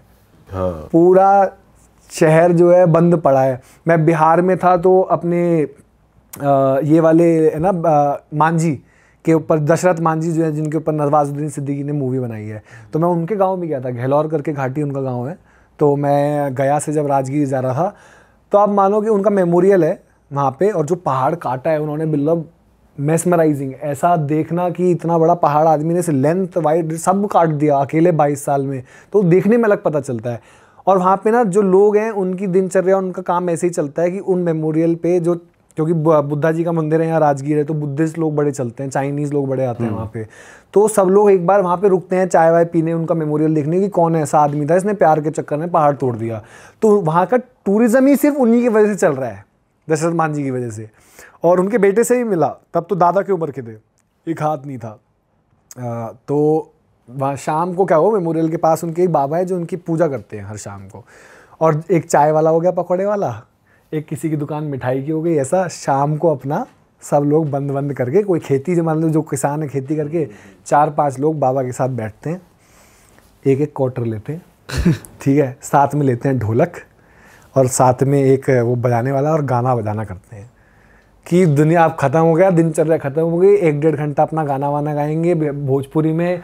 और बाबा भी वहाँ बैठे रहते हैं मस्त एकदम, भजन कीर्तन उनके चलते हैं। उनको भी मज़ा आता है कि यार चल तारू अपना साइड में पी ले, पर भजन गा, चल तू गा, गाना गा, ऐसा गा। ढोलक वोलक बजा रहे हैं, 1-1.5 घंटे बाद फिर बोलेंगे चलो अब बीवी मारेगी, अब घर चलते हैं तो बड़ी सिंपल सी, बड़ी बेसिक सी लाइफ है। और यही है वो जो कल्चर है, यही है जो अंदर से हम लोगों को देखना है। इंडिया में शहरों में कुछ भी नहीं है। इंडिया शहर तो यूएस में भी है ना, शहर तो सब जगह है। तो हमारे यहाँ महाराष्ट्र मराठी लोग एक्चुअली में कैसे हैं, कन्नड़ा लोग कैसे हैं, तमिलियन लोग कैसे हैं, ये तभी जाके पता चलेगा जब हम अंदर जाएंगे। और आप सोचो कि मैं 2.5 साल होके आया हूँ, चोरी नहीं हुई आज तक, पानी खाने की, हाँ लेट मिला हो खाना, कभी कभी ऐसा हुआ है कि दिन में खाना नहीं मिला, रात को खाना मिला जाके, बट भूखे कभी नहीं सोए। ऐसा कभी नहीं हुआ कि भूखे हो हम लोग सो गए हो। अच्छा, तो ये कभी भी नहीं हुआ हम लोगों के साथ। भाई एक विलेज आप महाराष्ट्र की बता रहे थे जहाँ पर हिंदू मुसलमान पाल, हाँ वो तो अलग ही गांव है। वो तो महाराष्ट्र और मध्य प्रदेश का, मध्य प्रदेश से अगर आप आ रहे हो ओमकारेश्वर की तरफ से तो पहला गांव है, महाराष्ट्र की तरफ से आ रहे हो तो वो आखिरी गांव है। और पावरी समाज बोलते हैं उसको, ठीक है। पावरी समाज के बाद उनका, एक तो हिंदू मुसलमान दोनों साथ रहते हैं, पर उस समाज को, पावरी समाज के जगह उस समाज को जाना जाता है लक्ष्मण चैतन्य दास समाज के नाम से। अच्छा। और छोटे से आदिवासी लोग हैं, सब साथ में रहते हैं। और ये स्टोरी मुझे एक पठान बता रहा है, ठीक है, वहाँ का, जिनके पास मैं रुका हुआ था। तो बोलता मैं पठान हूँ, कह रहा पठान के मुंह से सुन लो ये बात, कभी नहीं बताएगा आपको। मैं बोला क्या? तो कह रहा है कोई ऐसा अल्लाह नहीं देखा, भगवान नहीं देखा, फ़कीर कुछ नहीं देखा, साधु संत नहीं देखा। कह रहा है जैसे लक्ष्मण, कह रहा है मैंने अपनी आँखों के सामने, मैं ये मेरे से 8 साल बड़े थे, लक्ष्मण चैतन्य दास उनका नाम था। बोले 8 साल बड़े थे, मैंने अपनी आंखों के सामने देखा है जब ये बच्चे थे 12 साल के, तो शिवलिंग को चिपक के वहीं बैठे रहते थे। घर वाले आए, मारा, ये करा कि चल चलता क्यों नहीं है। तो यही बोला 14 वर्ष की उम्र में, शायद 16 वर्ष की, कि मेरे को तुम छोड़ दो, मेरे सहारे भगवान के सहारे। तो घर वाले बोले यार इसको तो छोड़ दे। फिर वो गए, गाँव के पास ही गुफा है, वहाँ पे 14 साल मौन रहे। 14 साल मौन रहे, स्त्री को कभी देखा नहीं पैरों के अलावा, सिर्फ पैर देखते थे, स्त्री का ऊपर देखेंगे नहीं। 14 साल जब उन्होंने तपस किया, अकेले वो रहे, तो उनको शायद सिद्धि प्राप्त हुई। बोलते हैं कि भगवान जो है उनको प्रसन्न होकर सिद्धि प्राप्त करी। और वो ऐसे थे कि जब वो प्रवचन देते थे ना अपने समाज को, तो आप ये मानो सब आते हैं वहाँ, हिंदू मुसलमान सब आते हैं। आज भी उनका नाम लक्ष्मण चैतन्य दास समाज के नाम से जाना जाता है। और वो ऐसे हैं कि यहाँ से प्रवचन दे रहे हैं, और जैसे हम लोग दोनों बाहर गए, आपने मेरी चप्पल पहन ली, मैंने आपकी, तो प्रवचन रोक के बीच में ये बोल देंगे बेटा चप्पल तू अपनी पहन और तू अपनी चप्पल पहन, कि मेरे यहाँ से वो वही लेके जाएगा जो जिसका है। अरे तो वो अभी भी जिंदा है? नहीं, उन्होंने समाधि ले ली, उनका शरीर नमक के साथ बांध के मंदिर में रखा हुआ है। अच्छा। फ्रीज कर रखा है नमक के साथ, वो गलता नहीं है ना, ऐसा बोलते हैं शायद। अच्छा। हाँ, तो समाधि कितना टाइम पहले समाधि ली थी उन्होंने? ये मेरे ख्याल से ज़्यादा नहीं है, 60 साल पुरानी भी बात नहीं है, अभी की बात है ये बिल्कुल। और बहुत ही वेस्टर्न घाट्स के बीच छुपा हुआ ये गांव है पाल। तो वहाँ के लोग उनकी पूजा करते हैं? उनको ही मानते हैं, उन्हीं की पूजा करते हैं। बाकी अपना जो समाज है, जैसे मुसलमान है वो अपना नमाज पढ़ते हैं, जो हिंदू हैं वो अपना वो भी करते हैं, क्या कहते हैं, शिव जी महादेव की पूजा करते हैं। बट दोनों एक ही की पूजा करते हैं, वो लक्ष्मण चैतन्य दास बाबा की पूजा करते हैं। जब उनका जैसे फंक्शन होता है, बर्थडे है, तो सारे जाएंगे मंदिर में, भंडारा होगा, तब सब एक हैं। तो वहाँ के लोगों के लिए भी उन्होंने कुछ बहुत काम करे? नहीं, काम तो मतलब ऐसा नहीं कि रोड बनवा दिया कुछ, बट जागरूक किया है कि एक साथ रहो, ये करो। जैसे मुसलमान है तो उसको बोला कि तू भाई अल्लाह ही का नाम ले, कोई दिक्कत नहीं है। हिंदू है तो उसको बोला तू, पर बोला कि साथ रहना है, ये नहीं यहाँ पे ये होना चाहिए कि साथ मिलके रहो, साथ मिलके ये करो वो करो। तो वो उनका नाम वैसे पावरी समाज नाम है, पर वो जाना लक्ष्मण चैतन्य दास समाज के नाम से जाता है। उनके बाल, होने के बाद। भाई हमने आपके इतने अच्छे एक्सपीरियंस पूछ लिए, कुछ ख़राब भी एक्सपीरियंस रहे हैं आपके जो? खराब भी, हाँ खराब भी बहुत रहे हैं, मतलब ज़्यादातर अच्छे ही रहे हैं वैसे भगवान की वजह से, बट एक आधे खराब हो ही जाते हैं। मैं एक बार झारखंड में था, बैजनाथ जा रहा था, तो मैं किसी ट्राइबल नक्सल नहीं बोलूँगा, ट्राइबल एरिया ही मान लो, पर आजकल ट्राइब्स भी थोड़ी नई हो गई हैं। जैसे फ़ोन वोन भले ही ना मिले हो, बट इतनी अब लोग आने जाने लगे हैं कि थोड़ा उनको आदत हो गई है। पर क्या था कि मैं गलत रास्ता ले लिया था, तो मैं ऐसे जाने की जगह मैंने कहा यार लंबा हो जाएगा, खेत के बीच में से चलते हैं, धूप बहुत हो रही थी, और मेरा रक्सैक ना बहुत बड़ा है, 108 लीटर का रक्सैक है, तो बहुत बड़ा रक्सैक है, उसके अंदर जब सामान वामान भर देते तो ऐसा लगता है क्या रखा है इसके बैग के अंदर। तो मैं जाने लगा तो एक दीदी थी, वो चिल्लाने लगी, बोली कि यार क्या कहते हैं कौन है तू, कहाँ जा रहा है, और ये है वो है। मैं इतना इरिटेटेड, धूप से ऑलरेडी इतना इरिटेटेड, 25 किलो का रक्सैक उठा रखा है, चलने में दिक्कत हो रही है, फिर आप खेत में चल रहे हो तो मिट्टी धस धस के और मेरे पैर भारी हो रहे हैं। तो मैंने कहा अरे कुछ नहीं है इसमें, क्या है ये है वो है। फिर मैं थोड़ा ऐसा धूप में छाया में बैठ गया थोड़ा पेड़ की, बोले यहाँ क्या है, गाँव वाले बुलाऊंगी, ये करूँगी। तो वो शोर मचाने ही लगी, तो एक बंदा निकल के आया, बोले क्या हुआ। मैंने कहा भैया समझाओ ना यार, मैंने कहा मैं यात्रा में बैजनाथ जा रहा हूँ और ऐसे ऐसे करके है। मैंने कहा यार पता नहीं क्या बोल रही है, क्योंकि समझ में भी पूरा मेरे को नहीं आ रहा था, बीच कुछ चीज़ें मेरे को समझ में आ रही थी, कौन है तू, क्या है, गांव वाले बुलाऊंगी, बाकी अपनी भाषा में जो बोल रही हूँ। तो मैंने कहा यार देखो ना क्या सीन है। कह रहे बैग में क्या है, सबसे पहले उसने बोला। मैंने कहा बैग में मेरे कपड़े लगते हैं। कह रहे इतने कपड़े हैं। तो मैंने कहा मेरे हैं, मेरे कुत्ते के हैं, कैंप है, ये बहुत सामान है, मैं अभी का थोड़ी निकला हूँ लंबी यात्रा पे। तो बोले दिखाओ खोल के। मैंने कहा चेक कर लो, कोई बात नहीं आप। मैंने चेक कराया तो उसमें सिर्फ कपड़े निकले। तो उसने अपनी भाषा में समझाया, बोले चुप, यात्रा वाला आदमी है, ऐसे ऐसे जा रहा है। तो मैंने बोला इनको हुआ दिक्कत क्या है, परेशानी क्या है मेरे से। तो बोले आप जैसे ही ना शहर से लोग आते हैं और बच्चे उठा के ले जाते हैं, आपका जितना बड़ा बैग है उसमें 5-6 साल का बच्चा आराम से आ जाएगा। अच्छा। और तस्करी करते हैं बच्चों की यहाँ। तो कहते भैया अगर मैं 5 मिनट भी लेट हो जाता ना तो गाँव वाले आपसे पूछते नहीं कि कौन हो क्या हो। कहते बैग बाद में चेक होता, पहले मार मार के हालत ख़राब करते थे। कहते क्योंकि अभी 2 हफ्ते भी शायद नहीं हुए थे उनका कि कोई बच्चा उठा के ले गया था। तो जब इस फियर में लोग रहते हैं और शर्ट पैंट वाले लोग जैसे आएंगे, अलग से दिख ही जाता है बाहर का बंदा। सही बात है। तो ये चीज़ है। एक बार गुजरात में यात्रा ख़त्म करने के बाद मेरे से हो गया था, ऐसे ही काट रहा था मैं, तो कोई प्रधान का लड़का था, उसको थोड़ी ईगो हर्ट हो गई कि क्यों है, कहाँ से जा रहा है, बैग चेक करा। तो मैंने बोला यार एक तरीका है बात करने का, ऐसे चेक नहीं कराऊंगा, आप मेरे से बदतमीजी करोगे तो। मैंने कहा प्यार से बोलोगे तो सारे काम हो जाएंगे, नहीं बोलोगे तो कुछ नहीं होगा। तो वहाँ कुछ बूढ़े बुजुर्ग थे, बोले कहाँ से, तो मैंने को समझाया ऐसे तो बूढ़े बुजुर्ग वो समझ गए कि अच्छा यात्रा वाला बंदा, इसको बोले तू जा। अब मैं जाने लगा आगे, तो मैंने देखा कि उसने फ़ोन कर दिया 2-4 लोगों को, कोई सरिया ला रहा है, कोई डंडा ला रहा है, कोई कुछ ला रहा है। मैंने कहा यार या तो सिचुएशन बहुत ज़्यादा बढ़ जाएगी, और मैंने कहा जिससे पहले ये मेरे पास आए उससे पहले मैं जाता हूँ उसके पास। तो मैंने बटर की लीश ऐसे हाथ में बांधी। मैंने कहा कुछ हो तो भैया लड़ तो सके आदमी, क्या लड़ेगा बंदी पर, कुछ तो करना ही पड़ेगा। तो वो सरिया ला रहे हैं भाई, वो ले जा रहे हैं पर लीश। गुजराती लोगों का क्या है ना, सौराष्ट्र रीजन में स्पेशली क्या है कि हाँ वो कर लेते हैं, बट एक जो हमारे यूपी में आपको पता ना कैसे लोग रहते हैं, भिड़ने को तैयार। तो हूँ तो मैं यही कहा, तो भिड़ने को भी एकदम। तो वहाँ थोड़े ऐसे हैं नहीं लोग कि भिड़ने एकदम से, वो बस फ़ोन कर दिया एक की को तो आ गए।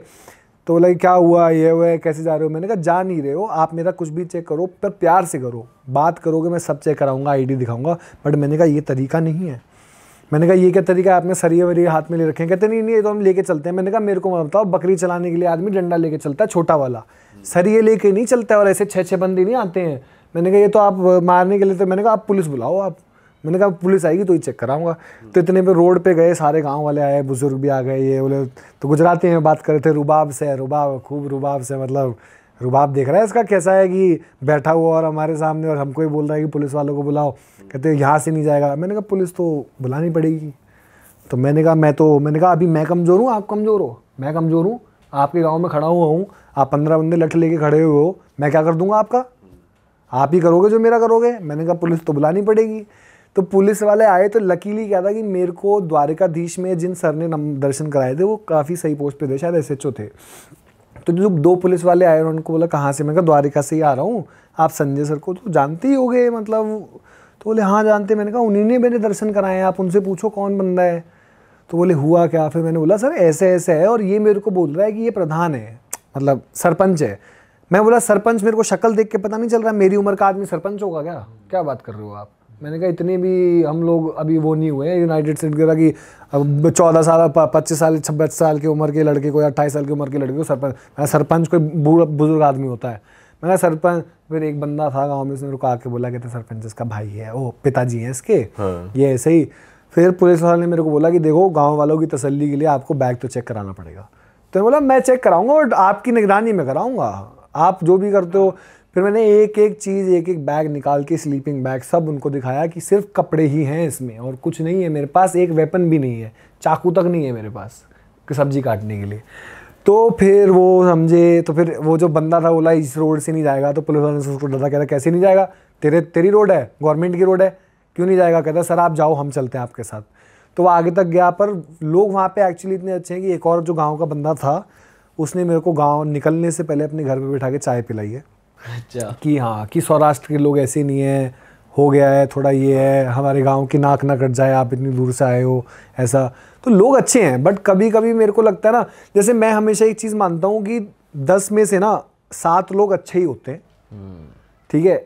एक आधे का ना या तो झगड़ा बीवी से चल रहा है, ऊपर लोन है सर पे, कुछ हो गया, गर्लफ्रेंड समझ नहीं आ रही, सिचुएशन सही नहीं है उसकी, तो उसका गुस्सा निकल जा रहा है। और बाकी इक्का दुक्का तो बुरा आदमी है ही, अगर वो बुरा नहीं होगा तो दुनिया सीखेगी कैसे, फिर बैलेंस कैसे चलेगा।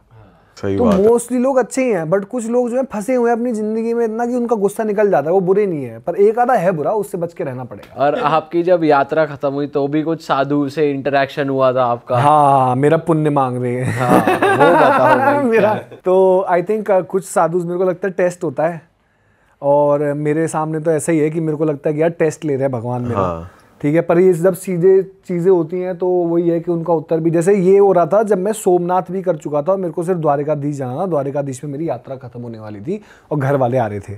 तो इसका मतलब सब कुछ हो गया है, 2.5 साल की पूरी तपस्या जो तूने करी है, जो तूने करा है, उसका फल तेरे को मिलने वाला, द्वारिकाधीश पे जाके तेरा सब खत्म होने वाला है। तो मैं बड़ा खुश गुजरात में था, गिर वाले रास्ते से मैं जा रहा था अंदर चलता हुआ, तो एक बाबा जी मिले, बोले बैठ जा चाय वाय पी ले, ऐसा है। तो 2 साधु बैठे हुए थे, एक बड़ा चुप, कुछ पूछे नहीं, कुछ नहीं, आराम से बैठा हुआ। दूसरा पूछ रहा था यात्रा करी, कहाँ गया, कौन से मंदिर गया, तो बोले बाबा ये भी गया। अच्छा फिर तू वहाँ गया आंध्रा में, कनक दुर्गा नहीं गया? मैंने कहा गया, कनक दुर्गा भी गया। अच्छा तो कोल्हापुर गया, तो महालक्ष्मी? मैंने कहा सब गया। भीमाशंकर बोले हाँ। पूछते तो बोले कि साधु को क्या दे सकता है फिर?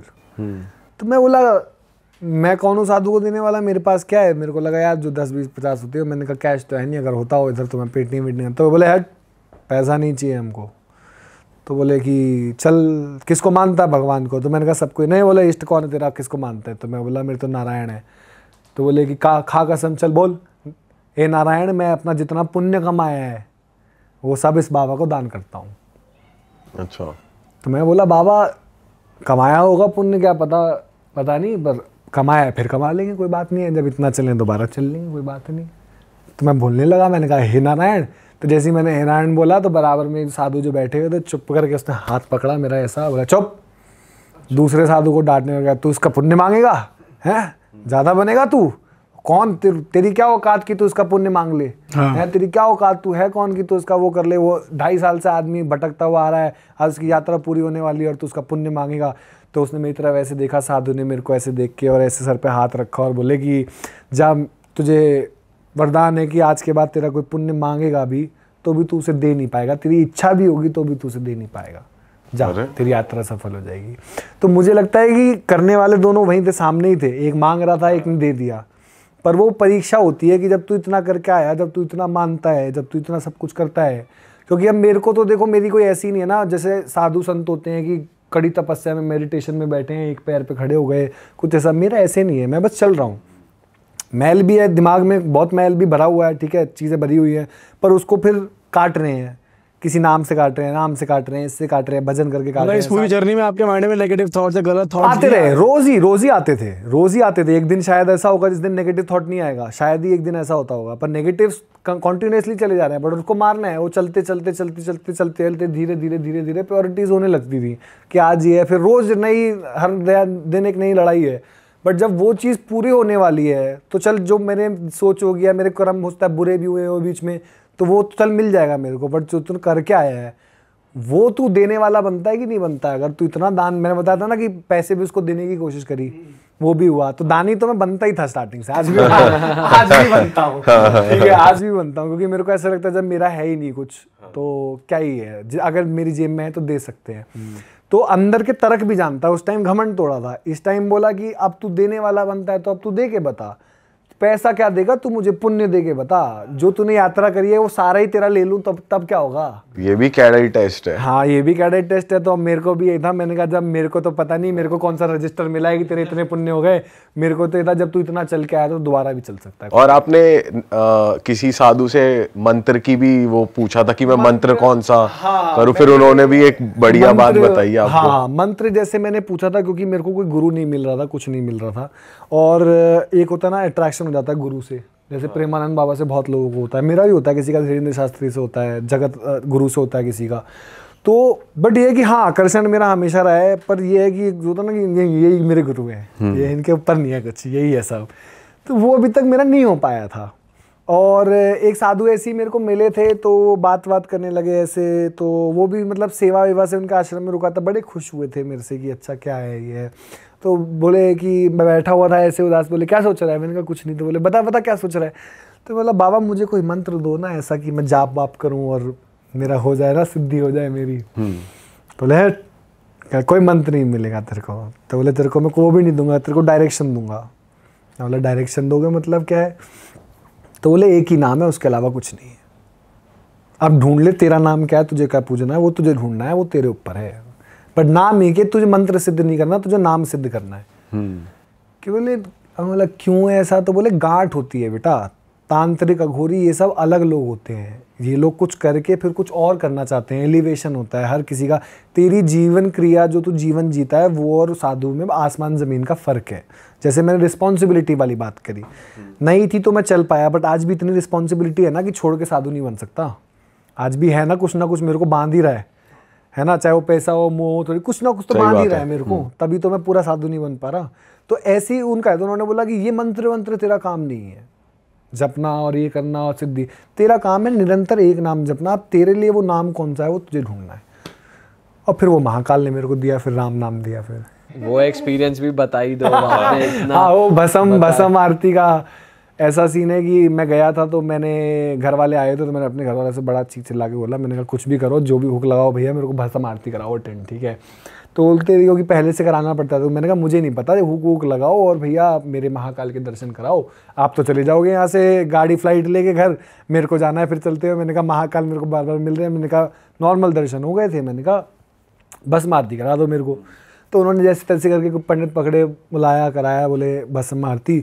तो भस्म आरती जब हम अटेंड करे थे, तो जब उनका श्रृंगार होने लगता है ना महादेव का, तो महाकाल का जब श्रृंगार हो रहा था, तो मैंने अपनी आंखें बंद कर ली, क्योंकि मैंने कहा यार अभी नहीं देखना मेरे को ऐसे इनको। मैं तो मन में सोचता रहा, कुछ मांगता रहा, कुछ परिवार के बारे में मांगा, कुछ ऐसा मांगा। तो जब सब मांग लिया तो आखिरी का पहिया बचा नाम। तो मैंने कहा सब घूम के आ गया, महाकाल तुम बैठे हो। मैंने कहा होने वाली है मेरी यात्रा, इसके बाद सिर्फ सोमनाथ द्वारकाधीश रह जाएंगे महाकाल के बाद। मैंने कहा मेरे को नाम दे दो, आप ही दोगे नाम। मैंने कहा बिना नाम के नहीं जाऊंगा मैं। अब मैं ना मेरे को गुरु मिल रहा, ना मेरे को कुछ मिल रहा, ना मैं ऐसा कोई साधु, ना मैं सिद्धि करना। मैंने कहा एक नाम मुझे दो। तो जब मैंने आंख खोली तो महादेव का जब श्रृंगार हुआ था पूरा ऐसा महाकाल का, उनके सर पे मुकुट राम का था। उस दिन उनको श्रृंगार राम का हुआ था। तो जब मैंने आंख खोली तो सामने राम थे महाकाल के। और ऐसा होता नहीं है, मैं 5-6 बार भी, सुबह भी आरती होती है तो मैं देखता हूँ कि उनका भस्म से वो बनाई जाती है, पूरे मूछे, पूरा श्रृंगार होता है, फिर भस्म रगड़ी जाती है। पर आप देखना कि वो दिन ऐसा स्पेशल था कि उनके माथे पे जो श्रृंगार हुआ था वो राम नाम का श्रृंगार हुआ था। भस्म आरती में तो मैंने भी अभी नहीं देखा, जैसे बस हमें भी मैं फोटो तो शेयर हो वंस जाती इन है अ लाइफ टाइम में है वो चीज़ जगह। जैसे मणिकर्णिका घाट और काशी है, ऐसे महाकाल की एनर्जी भस्म आरती पे सबसे ज़्यादा प्योर एनर्जी है। नाम दे ही दिया उन्होंने आपको, नाम दे ही दिया उन्होंने मेरे को कि ये तेरा नाम है, अब तू जपता रहे। तो खाना बनाते हैं, जप लेते हैं। भाई आपकी जो डॉग है उनकी भी एक अलग जर्नी है, वो कैसे मिली आपको, उसके बारे में बताओ। उसी यार ट्रैवल करते हो। बटर मेरी लाइफ में बड़ी स्पेशल है, क्योंकि मेरे को लगता है कि इंसान साथ छोड़ देता। जैसे मैं हमेशा बोलता हूँ कि अंधेरे में परछाई साथ छोड़ देती है, परछाई बनना बंद हो जाती है।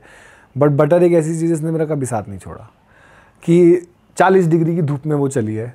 वो मुझे बोल नहीं सकती, मेरे को, मैं बोल सकता हूँ अपने मन को, जानता हूँ कि कितनी धूप हो रही है, कितना, वो नहीं बोल सकती मुझे। पर वो चली है। उसने कभी ये नहीं बोला कि मेरे को नहीं चलना, हम सड़क पे क्यों सो रहे हैं, आज खाने में सिर्फ दही चावल क्यों है, तो 4 दिन से मुझे क्यों सिर्फ दही चावल और दूध दे रहा है, कभी नहीं पूछा, कोई क्वेश्चन नहीं है। और मैंने बटर को कुछ गाँव में ऐसा देखा है कि मेरे से ज़्यादा सम्मान किया गया है। और बटर के एक्चुअली नज़रिए से क्या है ना कि देखो, जब भी मैं कहीं जाके बैठता हूँ चाय की दुकान पे, तो एक ना एक इंसान का मतलब है, चाय का है, 10 रुपये की चाय पीऊँगा, नहीं भी पीऊँगा तो मेरे को फ्री में दे रहा है, तो इंसान दो बात कर सकते हैं, ठीक है। पर जानवर का क्या है, जानवर का कोई वो थोड़ी है, वो बोलेगा थोड़ी मेरे को ये चाहिए मैं आपको ये दूंगा। कुत्ता क्या देगा इंसान को, क्या है, सिक्योरिटी बोलते हैं, चल दे देता है। तो बटर के नज़रिए में ये दिखता था, जैसे बटर किसी दुकान पे जाके बैठी, जैसे वो चल रही है, कभी कभी हम लोग गाँव खेड़े में चल रहे हैं तो खुली चलती थी वो बिना लीश के, क्योंकि लोग 20-30 पे चलाते हैं गाड़ी। तो मैं ये देखता था कि जिस गाँव में, जिस शहर में अगर वो जाके बैठ गई और उसको किसी ने, कैसे मिल रहा है उससे इंसान, अगर हे चल चल, तो इसका मतलब है वो तो ओ आपका कुत्ता है, अच्छा सॉरी बैठो बिठाओ, कोई बात नहीं है। पर मेरे पहुंचने से पहले मैं दूर से देख रहा हूँ कि बोल रहा है अरे ये कौन है, ये तो कहाँ से आ गया, इतना प्यारा, बेटा खाना खाया, भूख लगी, तो इसका मतलब यहाँ इंसान ही अलग है।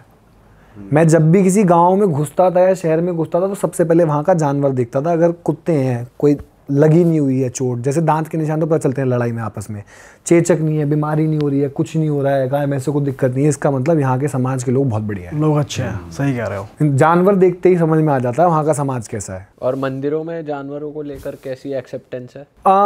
इंडिया में 90% एक्सेप्टेंसी है, जैसे कोई मना नहीं करता है। मैं साउथ हो नॉर्थ हो, हाँ गर्भगृह में नहीं जा सकते। भीमा शंकर में बटर के दर्शन मैं आपको बता नहीं सकता हूँ। तो मैं एक बार भीमा शंकर जब दर्शन किए तो मेरे को पता चला कि यार पहले तो पता नहीं होता ना कैसा विशाल मंदिर हो कैसा हो, तो नीचे जाके ऐसे गर्भगृह है, और मैंने कहा यार यहाँ तो सभी कुत्ते घूम रहे हैं यार, और इंडी बटर तो है ही, देसी डॉग है अपनी। तो मैंने कहा यार इसको ना अगर विदाउट लीश में ले आया तो मैंने कहा मज़ा आ जाएगा। मैंने कहा इसको चुपचाप आने देंगे, पर मेरे को डर था यार कुत्ते उत्ते भौंके। मैंने कहा चल देखी जाएगी, मैं चलता रहूँगा, ये पीछे पीछे आती रहेगी।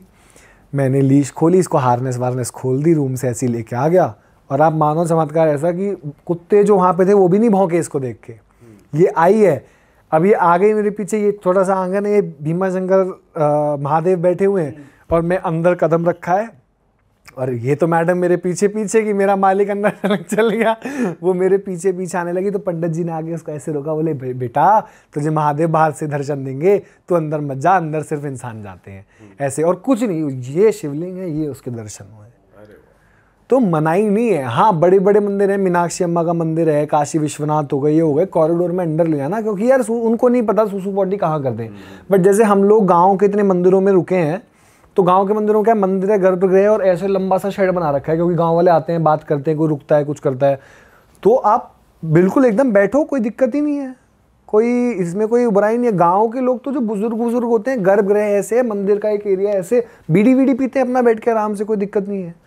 तो बहुत ही उनके लिए मान्यता बहुत अलग है, हम लोगों के लिए शहर में बहुत अलग है। हम लोगों को थोड़ा दिखावा वाला है, अरे ऐसे मत, उनका बड़ा प्योर कनेक्शन है।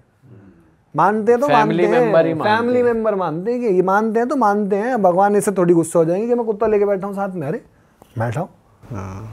तो ये है, बट गर्भगृह के अंदर नहीं, ये चीज़ है। बट आसपास कोई मना ही नहीं है। मोस्टली मंदिरों में कुछ मना कर देते हैं, बट मोस्टली मंदिरों में नहीं है। हम लोग तो बहुत मंदिरों में रुके हैं। ऑल राइट भाई, मज़ा आ गया आपसे बात करके, और काफ़ी थका दिया हमने आपको, एक सेकंड में सांस नहीं लेने दी।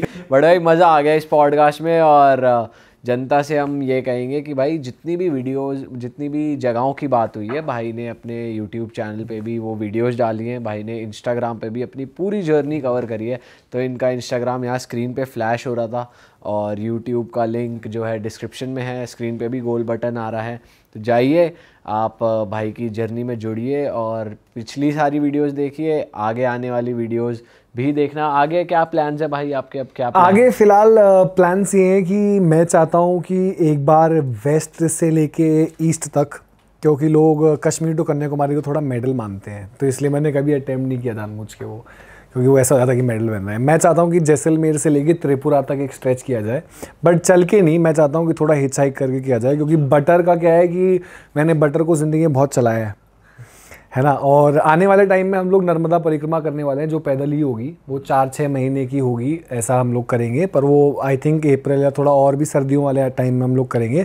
बट रिसेंटली जनवरी फेब के अराउंड में चाहता हूँ कि हम लोग जैसलमेर से निकल के खिंचाई थोड़ा वॉक करते हुए हम लोग त्रिपुरा तक जाएँ पूरा। और मैं बटर को थोड़ा अलग एक्सपीरियंस देना चाहता हूँ कि यार दिन भर इतना चल रही है, ज़िंदगी में इतना चली है, और वही है कि 4-5 साल की अभी वो है, 2.5-3 साल वो पैदल ही चली है, तो उसकी आधी जिंदगी मुझे लग रहा है आधी से ज़्यादा मैंने चला दिया है, चलने में निकाल दिया है, जबकि बहुत फिट है। आई मीन उससे ज़्यादा फिट कोई कुत्ता नहीं है, उससे ज़्यादा डॉग्स किसी ने नहीं देखे हैं। वो मतलब पहाड़ी कुत्तों के बीच में जाती है तो 12-12 कुत्ते भी होंगे तो उसको कुछ बोलते नहीं है, क्योंकि आई थिंक उसकी मेंटालिटी और उसने सीख ऐसा लिया ना, कुछ तो उसने कोड क्रैक कर लिया है कुत्ता कम्युनिटी के साथ, कि उसको पता है कि किससे कैसे बिहेव करना है। और जैसे मेरे को इतने इंसानों से मिलके शायद एक बोलते हैं ना समझ आई है, तो शायद उसको भी अपनी प्रजाति से मिलके थोड़ी समझ आई है कि अच्छा ऐसे बिहेव करना है। पर उसको मैं चाहता हूँ थोड़ा गाड़ी, थोड़ा हिचाई कुछ टाइम तक, अगले 1 साल तक, बिकॉज 2.5 साल की जर्नी बहुत टायरिंग थी। 2.5 साल रोड पे रहना, खाने का ना पता होना, इधर सोना उधर सोना, आज पता नहीं है कितना चलेंगे, कल पता नहीं है, और बहुत उसने मेरा साथ दिया है। तो मैं उसको चाहता हूँ थोड़ी सी लग्जरी उसको दी जाए, कभी हम गाड़ी से जाएं, कभी हिचहाइक करें, उसके बाद दोबारा I think 7 month 8 month down the line, जब 2.5 साल चले तो 1 साल तो रेस्ट बनता है। सही बात है भाई, सही तो बात। वो रेस्ट लेके फिर दोबारा हम लोग चलना चालू करेंगे। वाह ऑल राइट भाई, beautiful। और हम तो ज़रूर एक्साइटेड होंगे। Thank you, और thank you। जनता से हम यही कहेंगे भाई कि भाई की 2.5 साल की जर्नी है, अभी तो आपने 0.5% भी नहीं सुना होगा शायद। अगर आपको मज़ा आया है तो ज़रूर कमेंट करो पार्ट 2 के लिए, हम भाई के साथ दोबारा यस और एक्सप्लोर करेंगे और मज़ेदार बातें करेंगे। बट फिलहाल इस एपिसोड को यहीं ख़त्म करते हैं। अगर आपको इस एपिसोड में मज़ा आया तो बिना सब्सक्राइब करे मत जाना, चैनल को सब्सक्राइब कर दो, भाई के चैनल को भी सब्सक्राइब कर दो, और बस यार अपना ध्यान रखो, आप भी अपनी यात्रा पे निकलो। अब पॉडकास्ट बंद करके हम भी निकलते हैं। चलो मिलेंगे दोस्तों, bye bye, take care, see you, Tata.